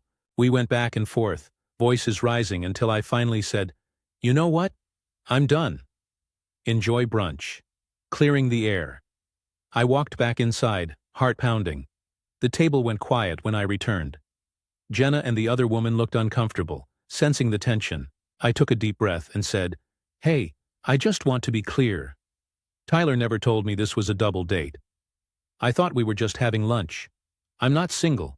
I've been in a relationship for 6 months, and I care about my girlfriend. I don't want anyone thinking I led them on." Jenna's face fell and she shot Tyler a look that could kill. She muttered, "Wow. You didn't tell him?" Tyler shifted in his seat, mumbling something about miscommunication. I grabbed my jacket, nodded politely at the women, and said, "Sorry for the confusion. This wasn't fair to anyone." Then I walked out. The fallout. On the drive home, my phone buzzed nonstop with texts from Tyler. "Dude, you embarrassed me. You could have just played along. No harm done. Now Jenna thinks I'm an idiot because of you." I ignored them. Later that night, I finally replied, "I didn't embarrass you. You embarrassed yourself by lying to me. Don't contact me again." Then I blocked him. It's been 2 weeks since, and I haven't heard from him. A mutual friend told me Jenna chewed him out after I left and hasn't spoken to him since. Apparently, the other woman who was there was just her roommate dragged along as backup. As for me, I've been replaying the situation in my head, wondering if I overreacted. But every time I think about it, I come back to the same conclusion. What Tyler did was disrespectful. To me, to Jenna, and to my girlfriend. Final thoughts. I know some people might say I could have handled it more subtly. But honestly, I don't think I was wrong to stand up for myself and my relationship. I value honesty, and Tyler tried to trap me in a lie by omission. If protecting my relationship and my integrity makes me overreact, then fine, I'll overreact every time. Update, my friend tricked me into a double date, and I walked out. Hey everyone, it's been a few weeks since I posted about Tyler blindsiding me with that surprise double date. I figured I'd let things cool down before updating, but enough has happened that I think it's worth sharing. Aftermath with Tyler. So after I blocked him, Tyler didn't give up. He started messaging me on Facebook, then Instagram. At first it was the usual. You overreacted, and you embarrassed me in front of my friends. Then it turned into guilt tripping. You're throwing away years of friendship over one lunch? I was just trying to help you out, man. Megan doesn't have to know about this. That last one really set me off. I screenshotted it, sent it to him, and wrote, "The fact that you think I'd hide this from my girlfriend tells me all I need to know about you. Stop contacting me." Then, I blocked him everywhere again. Mutual friends. Here's the thing. Tyler and I share some old college friends. A few of them reached out after my post went semi-viral on our friend group's private FB chat. Apparently, Jenna, the woman he tried to set me up with, wasted no time airing him out. She told the group that Tyler explicitly told her I was single and open to meeting new people. She even showed them texts where he hyped me up like some eligible bachelor when she found out I was already in a relationship. She felt humiliated, like she'd been tricked too. A couple of our friends sided with me immediately. One guy, Mark, texted me, "Dude, you didn't do anything wrong. Tyler's just mad he got caught being shady." But others, well, let's just say loyalty runs deep. One mutual friend, Chris, tried to argue that Tyler was just trying to help and that I should have been flattered. That conversation ended quickly, because I have zero patience for people excusing manipulative behavior. Talking to Megan. I also sat down with Megan and told her everything. I was nervous, not because I did anything wrong, but because the whole situation felt messy. I didn't want her to hear it from someone else first. She listened quietly while I explained the setup, how I immediately told Jenna I had a girlfriend, and how I walked out. When I finished, she just shook her head and said, "Wow." I knew I didn't like Tyler for a reason. I asked if she felt weird about it, but she laughed and said, "Babe, you did exactly what you should have. You set boundaries. You were honest, and you put us first. I couldn't ask for more." That conversation alone made the whole ordeal worth it. It reinforced that Megan and I are on the same page about honesty and respect. Tyler's meltdown. Last weekend, Mark told me Tyler showed up drunk at a party and ranted about me for half an hour. He apparently called me a whipped loser and said Megan was controlling me. Then, in the same breath, he admitted he still had feelings for Jenna and thought setting us up would somehow make her jealous. So let me get this straight. He wasn't even trying to help me. He was trying to impress Jenna by using me as a pawn. Once that came out, even his defenders in the group started backing off. Nobody wants to be associated with someone who schemes like that. Where things stand. At this point, I don't see Tyler being in my life again. I don't trust him, and I don't respect him. He burned a bridge I have no interest in rebuilding. Megan and I, on the other hand, are stronger than ever. We've been talking about moving in together soon, and this whole situation just confirmed what I already knew. She's the person I want to build my life with. As for Jenna, she actually DM'd me once to apologize for how awkward the lunch was. She said, "You handled it with way more class than I would have." That was nice of her, and I wished her the best. Final thought. If there's one thing I've learned from this, it's that boundaries matter. A real friend won't put you in a position where you have to choose between your integrity and their ego. Tyler showed me who he really is, and I believe people the first time. So yeah, I walked away. From the lunch, from the drama, and from him. And honestly, I don't regret it one bit. Final update. My friend tricked me into a double date. It's been a few months since I last updated, and I figured this will probably be my final word on the whole Tyler situation. A lot has happened, and honestly, enough time has passed that I can look back at everything with a little more perspective.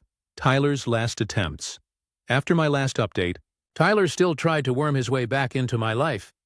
He sent me this long apology email, except it wasn't really an apology. It was more like, "I'm sorry you took it the wrong way. I was only trying to include you. We've been friends too long for you to throw this away." You know, the kind of non-apology where the person takes zero accountability. I didn't respond. Apparently, Jenna also cut him off completely after learning the truth about why he set up that double date. She told people she felt used as a prop, and I can't blame her. From what I hear, Tyler has been isolating himself more and more. Mutual friends still invite him out sometimes, but the vibe has shifted.